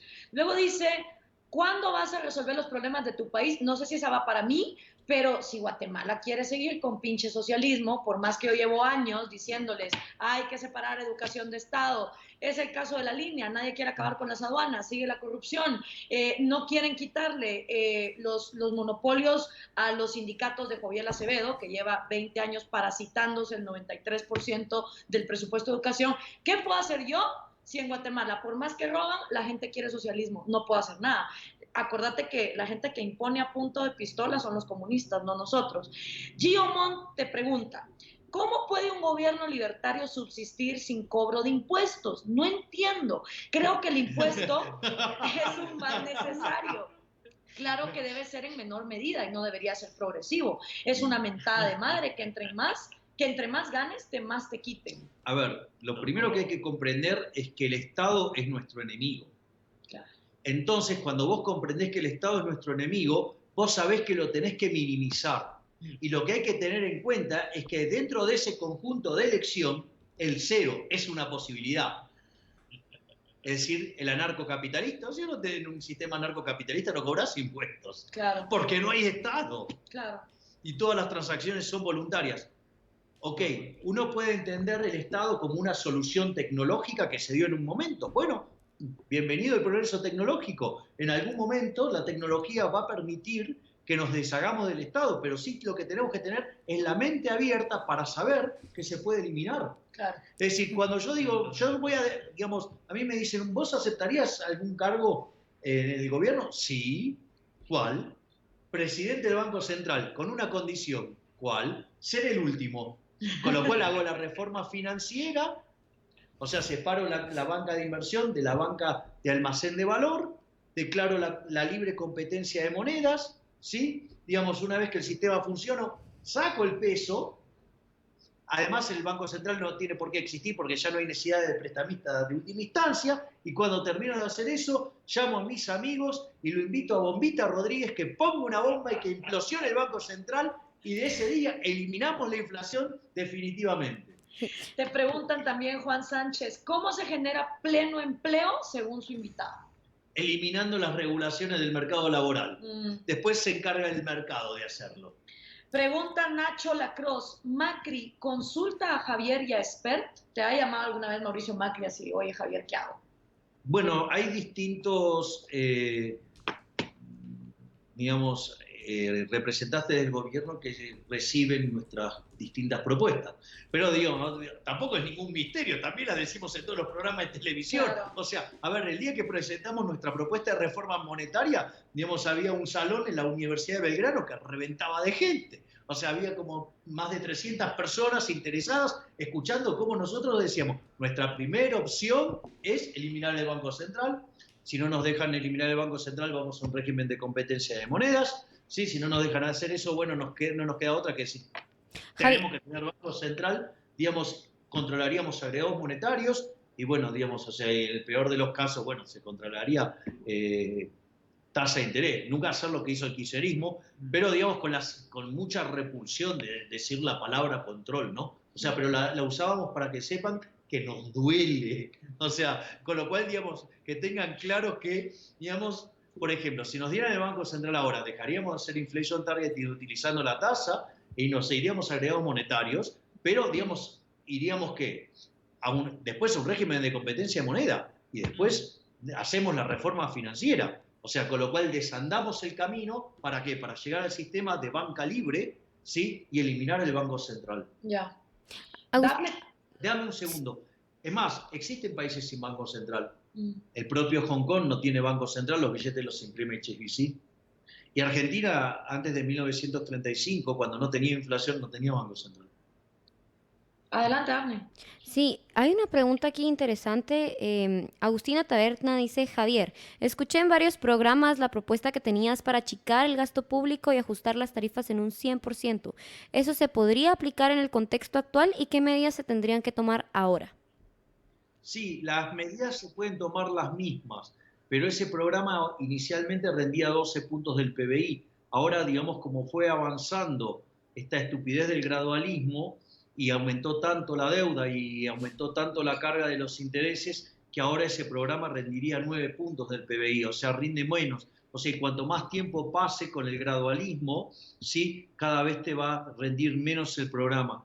Pero de todos modos, ese programa que en ese momento se hubiera hecho, y era un programa de shock, ¿sí?, en un contexto, digamos, con un mercado internacional muy líquido, o sea, hubiera generado nosotros lo tenemos simulado en un modelo que se llama Jones-Manueli, y el resultado de la simulación mostraba que Argentina podía crecer entre 9 y 12% por año. Wow. El problema es que ahora ese programa, aun cuando hicieras ese programa, sería recesivo. ¿Por qué? Porque hoy el ajuste fiscal, que implica un ahorro, ahora no va a tener contrapartida en inversiones porque estás en el medio de una crisis de confianza. Entonces ahora, por más que hagas un programa de las características del que diseñamos con Diego, en este contexto sería recesivo. ¿Por qué? Porque se derrumbó la demanda de dinero, y ese derrumbe de la demanda de dinero se está traduciendo en un ataque especulativo contra la moneda. Entonces, en ese contexto no va a haber inversión, y con la presión fiscal que hay en Argentina tampoco va a haber inversión. Consecuentemente, el aumento del ahorro no va a tener contrapartida en inversión, con lo cual inexorablemente la economía va a caer. Ahora, el tema es que si no lo haces, el daño que vas a causar sobre los argentinos es muchísimo mayor. Mauro Maximiliano dice, por eso tenés que entrar en política, Milei, o algún liberal de verdad. Después Andrés Damiano dice, Javier, Gloria, tengo 22 años, soy técnico electrónico y electricista, recibido en una escuela pública. No veo progreso acá en Argentina. Tengo pensado irme a vivir a Chile, porque veo que los chilenos son más inteligentes que los argentinos. Por eso Argentina tiene salida. Se llama Ezeiza. Carretera Mendoza-Santiago. Ah, bueno, carretera Mendoza-Santiago. Damián Lozano dice, enorme Milei, los políticos argentinos son unos parásitos, Javier los está desenmascarando, sos un genio. Juan Sánchez dice, los políticos son marionetas del empresariado. No cuente películas. Es verdad, por eso es que hay que separar economía de Estado, para que cuando el empresario llame y quiera pedir un privilegio, el burócrata le diga, lo siento, ya no tengo jurisdicción para poderte dar regalos. Vamos a hacer algo. Los políticos no pueden, los empresarios no pueden comprar favores que los políticos no pueden vender. Exacto, es que esa es la cosa. Para ellos es como el empresario colude, sí, pero porque el político constitucionalmente controla la economía. Claro, exacto. Entonces ahí es donde está el origen del problema. El problema Gloria, siempre es la existencia del Estado. Sí. Gloria, vamos a ir al corte y no sin antes, para los que ya tengan hambre, porque ya va siendo hora de la cena, ¿ustedes saben qué es el sabor campero? Pueden darse el gusto con un pollo sabor tradicional o un pollo a la parrilla, a limón o pollo extra crujiente, que tienen nuevas recetas por ahí vi, y pueden disfrutar el que más les guste a solo 31 quetzales los martes y los jueves. Los pueden pedir al 1777. Esto es el sabor campero. Vamos al corte y regresamos con más de la discusión con Javier y Gloria.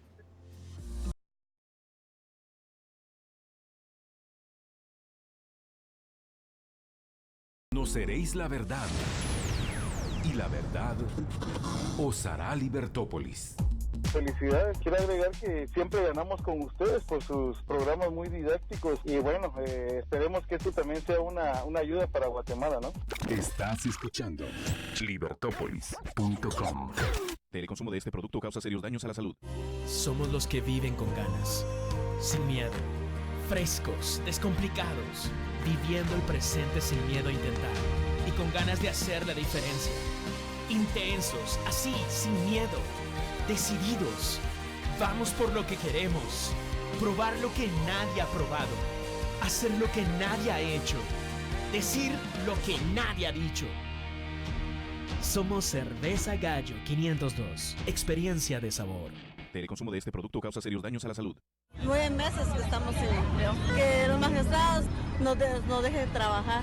A mí la PINA me ayudaba bastante con el seguro. Yo tengo a mi esposo enfermo y solo yo soy la que trabaja. Entonces queremos que por favor se ponga la mano en la conciencia. Queremos trabajar. Solo yo no puedo salir adelante. Señores de la Corte de Constitucionalidad, ¿qué le responde a Amparo, sus 3 pequeños y su esposo enfermo?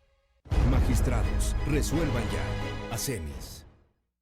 Disfruta tu menú campero, martes y jueves a 31 quetzales. Esto es Sabor Campero. Estás escuchando libertopolis.com para el mundo.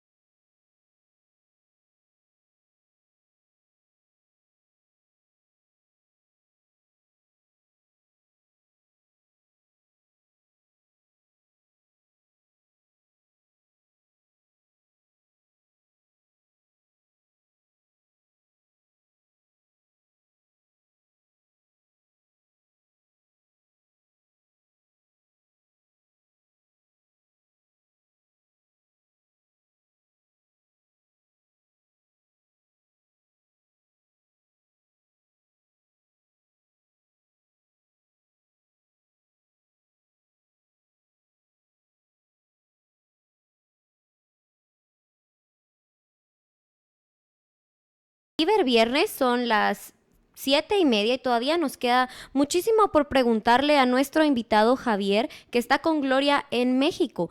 Hay un comentario bastante interesante de Oscar Salas y dice: Javier, llegué un poco tarde al programa, nunca es tarde, Oscar, bienvenido. Y no sé si ya tocaron este tema. En México, el candidato a la presidencia que lleva la ventaja ha prometido una barbaridad de programas y subvenciones. Esto...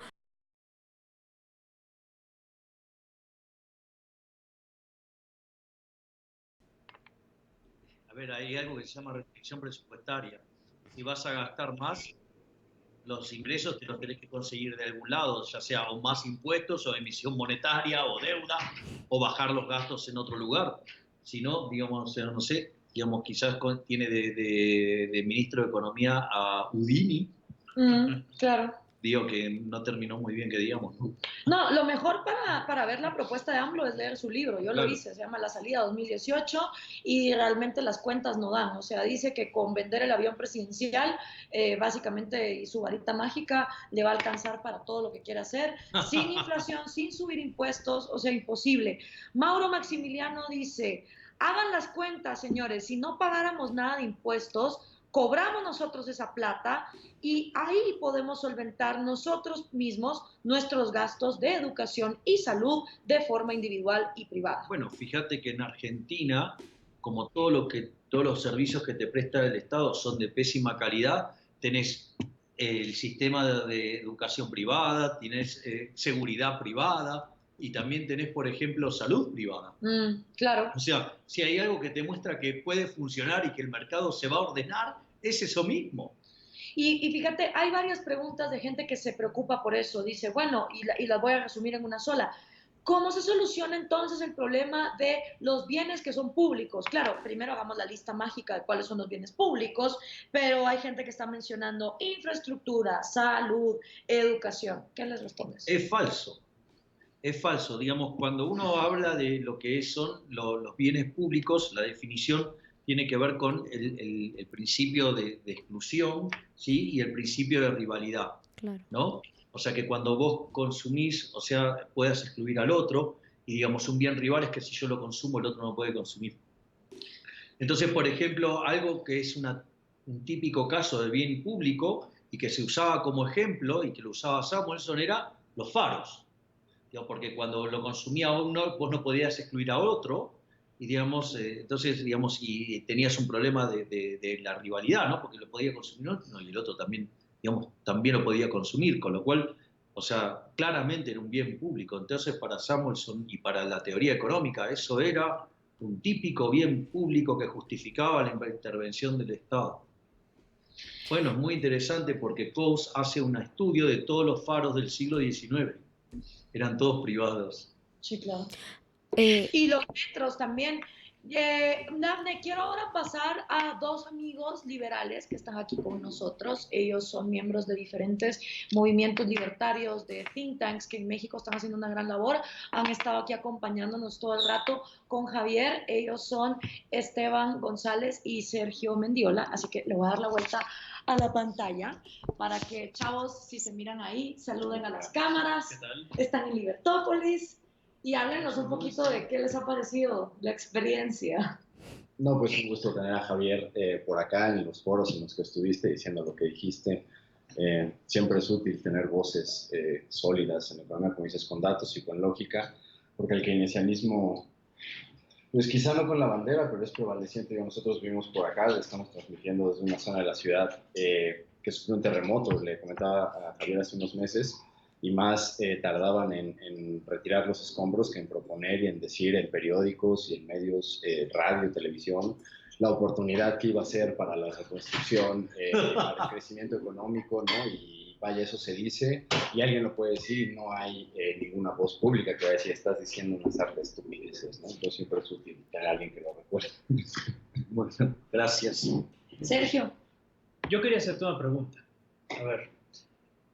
Keynes no era ningún estúpido en cuanto a... No, intelectualmente no era un estúpido, claramente no era un estúpido. Era una persona de una inteligencia bastante, digamos, muy por encima de la inteligencia promedio. No era una inteligencia ordinaria. Claro. Era un hombre de una inteligencia... Además, tenía una forma de comunicarse. La retórica que usaba digo, todo el mundo dice que cuando vos, o sea, hablabas con Keynes, a los 5 minutos te había seducido. O sea, era tremendo. Dice que, digo, el tipo te vendía cualquier buzón. Era, digo, un tipo verdaderamente, digamos, con un carisma, con una forma de expresarse y con una inteligencia. No era una inteligencia ordinaria. O sea, es un error creer que era un tonto o algo por el estilo. O sea, su libro, La Teoría General, desde mi punto de vista, es una obra de arte. Lo que pasa es que es una obra de arte del mal. O sea, porque, claro, porque lo que hace es tomar toda la estructura analítica previa y la destruye toda. ¿Para qué? Para generar un marco analítico que es favorable al despilfarro y que si además aparecen los efectos no deseados, por ejemplo la inflación, la culpa no es del gobierno, sino que es de los trabajadores y de los empresarios. Ahora, algo interesante es que los efectos que tiene la teoría general sobre las políticas públicas, bueno, la política económica, es que las empresas más pequeñas o delicadas empiecen a ir fallando primero y todo se recargue sobre empresas que ya tienen mucha más fuerza y digamos, aguante. Entonces, la pregunta que me sale con todo esto, siendo que estaba con los Fabianos, que ya mencionaste, siendo todo lo que estaba ahí, estaba consciente de que es mucho más fácil controlar a 3 o 4 empresas que todo el mundo empresarial que existía en esa época, que hoy sigue existiendo y que son mucho más fáciles que hagan mercado negro o cosas que eviten la interacción fuerte del Estado. A ver, el problema con Keynes es que Keynes tenía un criterio estético, por decirlo de alguna manera, en el cual le parecía que el capitalismo era aberrante. Entonces, él era un delirante, o sea, él era un socialista, y le parecía que el capitalismo era horrible. Hay una frase de él sobre el capitalismo, que él dice claramente que el capitalismo le parece una cosa estéticamente horrible. Y nada, y que él, digamos, tenía toda una visión, digamos, así, artística. Claro, entonces, o sea, claro, él era un delirante. Pero lo que pasa es que era un tipo brillante, esa es la parte más complicada. Entonces era muy seductor en su forma de hablar, de convencer, y además un tipo muy inteligente. Entonces, pero su obra era una monstruosidad. Es que eso es bastante curioso y es una de las preguntas que siempre surge cuando empezamos a hablar de estos temas, y es que si las personas que implementan estas ideas socialistas o opuestas al liberalismo tienen esa intención perversa de hacer daño a la sociedad, es decir, si están conscientes de las implicaciones que tienen sus obras. A ver, yo, digamos, no creo que lo hagan, a ver, digamos, en todos los casos de modo perverso e intencionado. O sea, yo creo que son bien intencionados, pero como decía Friedman, las políticas no deben evaluarse por sus intenciones, sino que se deben evaluar por sus resultados. Claro. Entonces, todo el mundo habla de las maravillas que promete el socialismo, pero nunca toman en cuenta que fue un fracaso en lo económico, en lo social, en lo cultural, y además que se trata de un sistema asesino, porque siempre se introdujo por la violencia y se ha cargado con la vida de más de 150 millones de seres humanos, aparte de los que pudieron sobrevivir, los hambrió.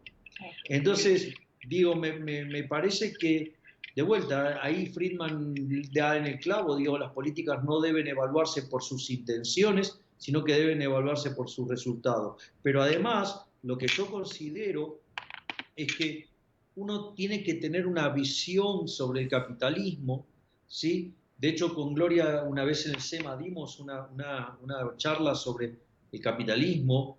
Entonces uno, digamos, por ejemplo, ¿qué es lo que...? Esto yo lo hablaba con un amigo mío libertario que se llama Gustavo Lázari, y uno va diciendo, bueno, uno va pasando por distintas etapas, ¿no? En especial cuando es economista. Lo primero que te atrae el capitalismo es la productividad, es decir, la productividad, la eficiencia. Y entonces, claro, cuando comparás contra los resultados socialistas, claramente el efecto de la productividad es tremendo, o sea, los pasa por arriba.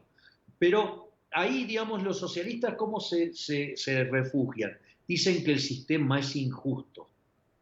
Y en realidad, el único sistema que es justo es el capitalismo, porque el capitalismo premia, ¿sí?, con mayores ingresos a aquellos que sirven al prójimo con bienes de mejor calidad a un mejor precio. Es decir, que aquellos que son exitosos en el capitalismo, ¿sí?, el sistema los premia porque son benefactores sociales.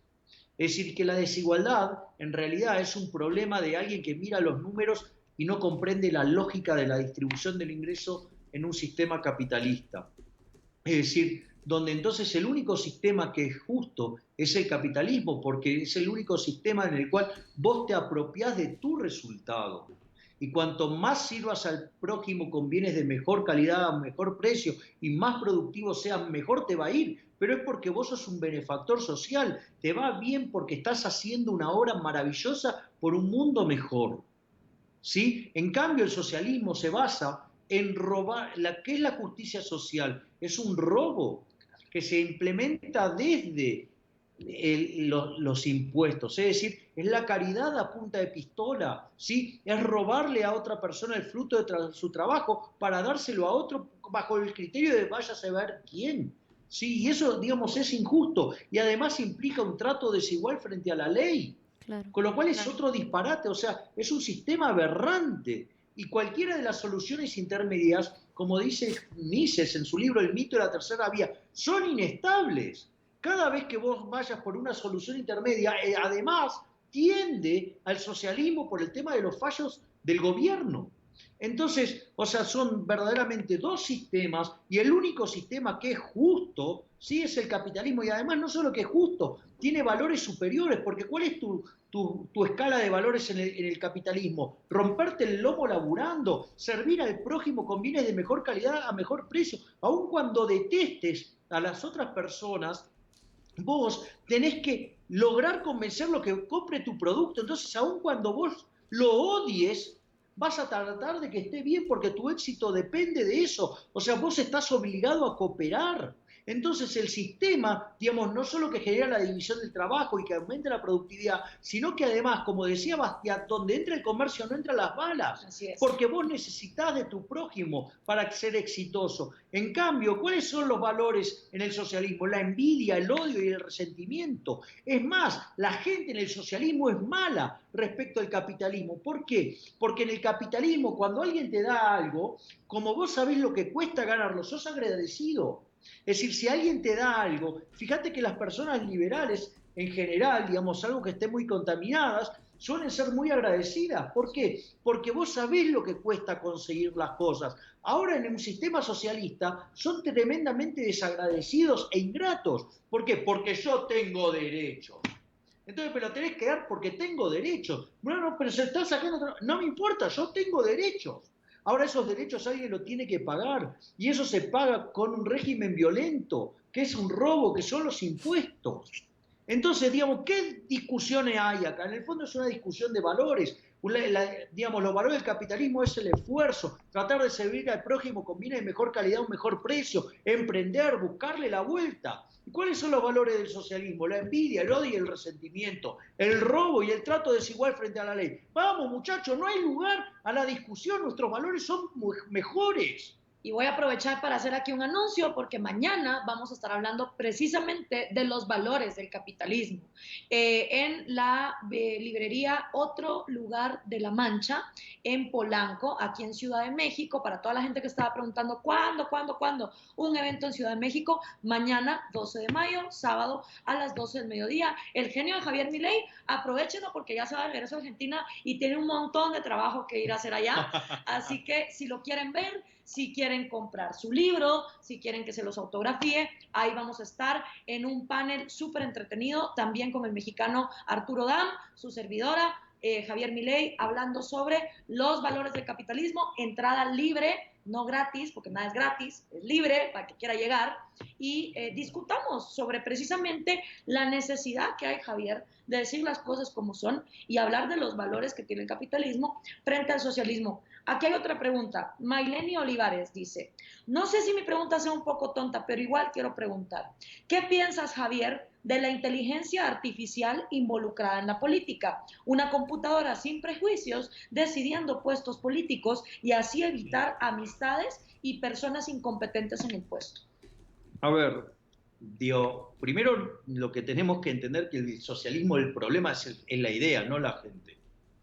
¿Sí? Digamos, lo primero que hay que entender. O sea, lo único que te evitará de última va a ser el hecho de que no haya corrupción, por decirlo de alguna manera. Ahora, lo que sí quiero señalar es que el tema de los robots es un tema muy importante. Por ejemplo, ustedes en Japón tienen todos los hoteles de alta gama, ¿no? En Tokio. Y hay uno que es sustancialmente más barato. Por eso digo, ¿por qué si el hotel se ve tan lindo y como los otros, por qué es tan más barato?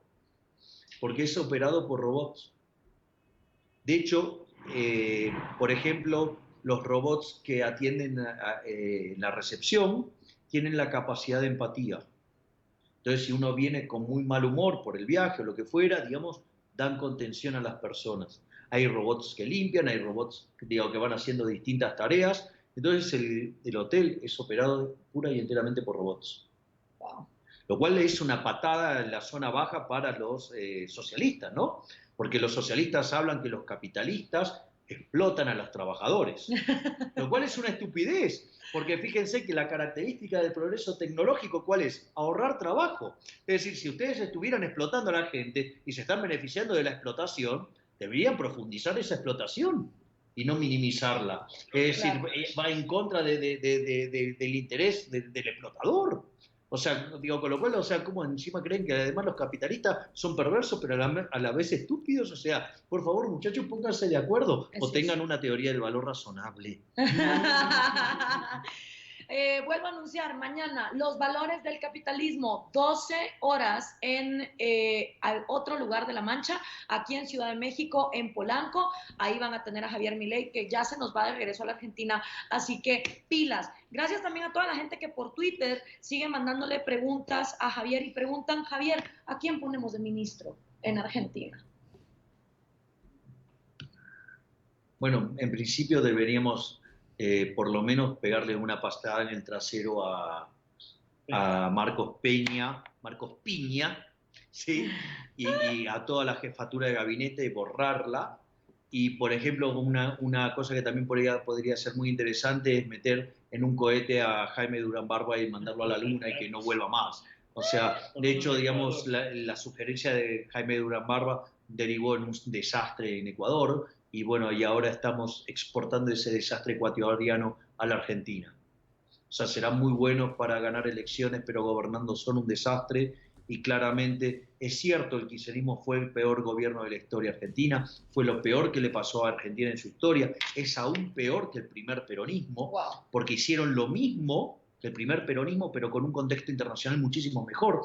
Tuvimos un término de intercambio 30% más arriba que los que tuvo Perón, y tuvimos además tasa de interés cero en un mundo financieramente integrado.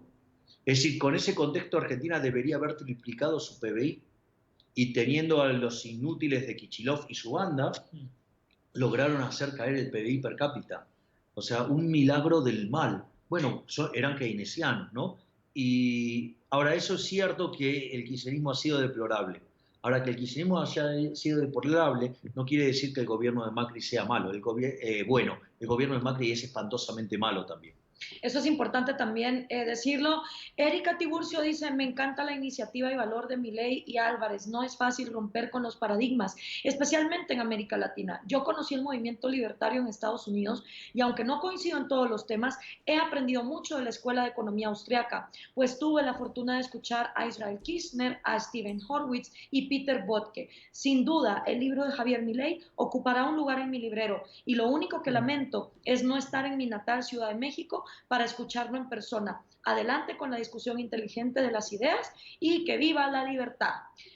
Muy bonito mensaje. Sí, emocionante, verdaderamente, digamos, me choqueó, digamos, verdaderamente me choqueó, me dejó casadito, así que digamos, casi un golpe bajo. Tu tocayo, Javier Bonabota, dice, excelente charla, muy entretenida, conceptos que son dinámicos y no se hablan y deberían ser explicados.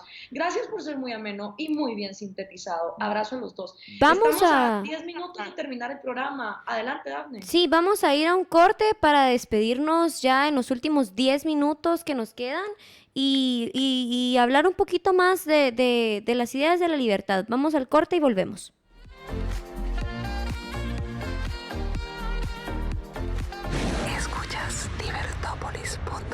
Estás escuchando libertopolis.com. Ideas con valor. A continuación, amigos televidentes, se viene una partida increíble de ajedrez. El gran maestro y campeón del mundo, Magnus Carlsen, versus el prodigio del ajedrez ruso, Alexander Grishko. Nada se compara con la emoción del fútbol. Por eso, no te puedes perder Rusia 2018 con todos los partidos en vivo y en HD a través de Tigo Sports. No te quedes sin mundial y adquiérelo hoy, sin contrato, al 2428-0000. Tigo Star. Como colaboradores de Minera San Rafael, hemos venido delante de los magistrados de la Corte de Constitucionalidad a hacerles el llamado de que hagan una pronta resolución a lo que es el caso Minera San Rafael. De esto nosotros dependemos para darle un buen futuro a nuestras familias. Nuestros hijos nos exigen educación, nuestros hijos nos exigen cada día un mejor futuro. Señores magistrados, ¿qué le responden a Henry Ruiz y a sus 3 hijos? Magistrados, resuelvan ya. Hacemos.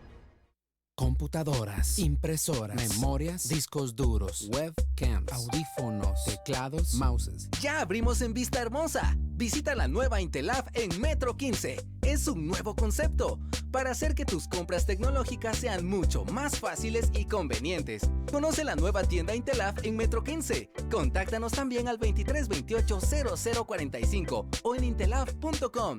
Intelab. Vista Hermosa, nos encanta rodearte de tecnología. Libertad es la aplicación de Libertópolis. Ingresa a tu tienda de aplicaciones preferida en tu tablet o smartphone. Escribe en el buscador la palabra libertad. Espera unos segundos y se te desplegará la aplicación. Ahora descárgala. Una vez la tengas, ejecútala. Y tu dispositivo te dirá cuando esté lista. Ahora ya puedes disfrutar de las ideas de la libertad. Libertad es la aplicación.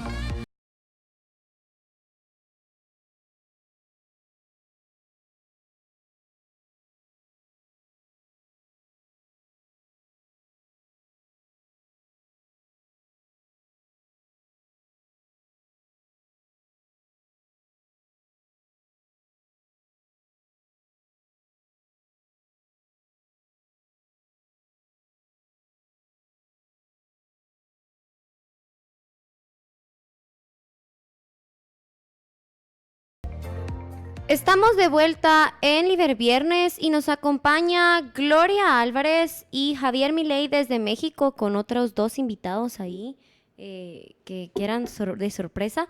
Y hemos tenido una discusión bastante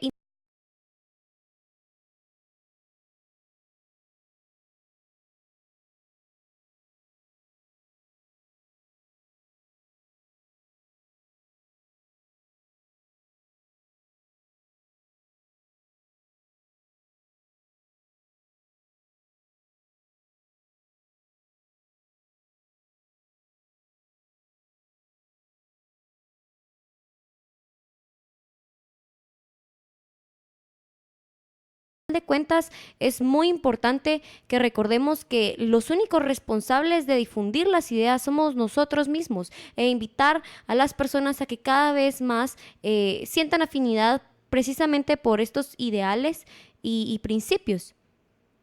Mira, yo lo que quisiera decir como formato, digamos, El retorno, por favor. como concepto es, a ver, transmitir esta experiencia, ¿no? O sea, los economistas solemos enamorarnos del capitalismo por su productividad, por su eficiencia, por lo que empuja, por la cantidad de gente que sacó de la pobreza. Recordemos que cuando arrancó el capitalismo, sí, la pobreza era del 95% de la población, que vivía con menos de $1 diario. En los 200 y pico de años que lleva el capitalismo, digamos, la productividad per cápita se multiplicó por más de 10 veces en un contexto donde la población se multiplicó por 7. O sea, y eso se convirtió en un milagro que llevó que las personas que viven bajo las condiciones de extrema pobreza hoy es menos del 5%. O sea, digo, la productividad y la cantidad de gente que ha sacado de la pobreza el capitalismo es verdaderamente formidable. No estamos diciendo que hoy estemos en una condición ideal, pero lo que sí, si uno, digamos, no estuviera condicionando o, digamos, maltratando el capitalismo, esto sería todavía mucho más rápido. Ese es el primer punto. El segundo punto es, o sea, hicimos esto en 200 años con el estorbo del Estado. Si corriéramos el Estado del medio, digamos, en 100 años más probablemente haríamos un milagro muchísimo más grande. Ese es el primer punto. El segundo punto es entender que cuando cuestionan el sistema por ser injusto, en realidad es una apreciación personal, pero que implica siempre ignorancia. Básicamente porque adhieren a una teoría del valor incorrecta, que es la teoría del valor trabajo, y porque además desconocen profundamente, ¿sí?, cómo se gesta el proceso de distribución del ingreso, ¿sí?, donde en realidad, digamos, no existe una cosa como una torta, sino que en realidad es un proceso de descubrimiento. Entonces, y lo que uno, digamos, y eso lo discutimos hace un rato, además el capitalismo es el único sistema que es justo y que los valores del capitalismo son superiores a los valores del socialismo, y además los valores del socialismo son propios de malas personas, ¿sí?, porque son la envidia, el odio y el resentimiento, camuflados, ¿sí?, con esa idea buenista, porque en realidad son personas verdaderamente deplorables que, como no pueden soportar el brillo de las otras personas, quieren que todos sean opacos. Es decir, son personas que están dispuestas a resignar su libertad con tal que otras personas no brillen. En el fondo son personas mediocres, o como yo les suelo decir, son el club de los penes cortos, ¿sí? Porque en realidad, ¿quién va a reclamar por el pene promedio? El que la tiene chiquita.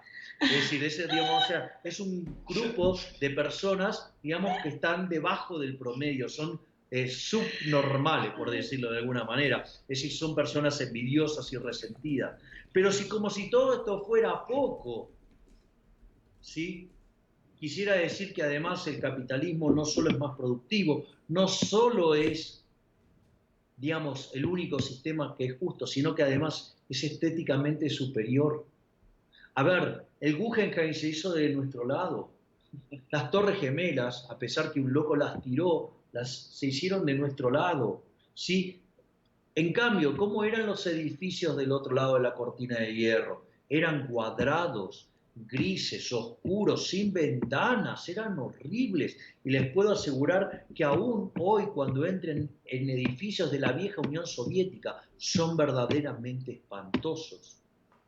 Entonces, digamos, ¿de qué estamos hablando? Somos mejores en lo productivo, somos mejores en lo ético y moral, y además somos estéticamente superiores. Aparte tenemos a Gloria, no nos pueden ganar. Ay, no. Gracias. Gracias. De hecho, Gloria es una fuente de inspiración. No, y también es verdad que hasta ahora que la gente está harta de los fracasos que han dado los gobiernos tradicionales, colectivistas en la derecha y colectivistas en la izquierda. Claro.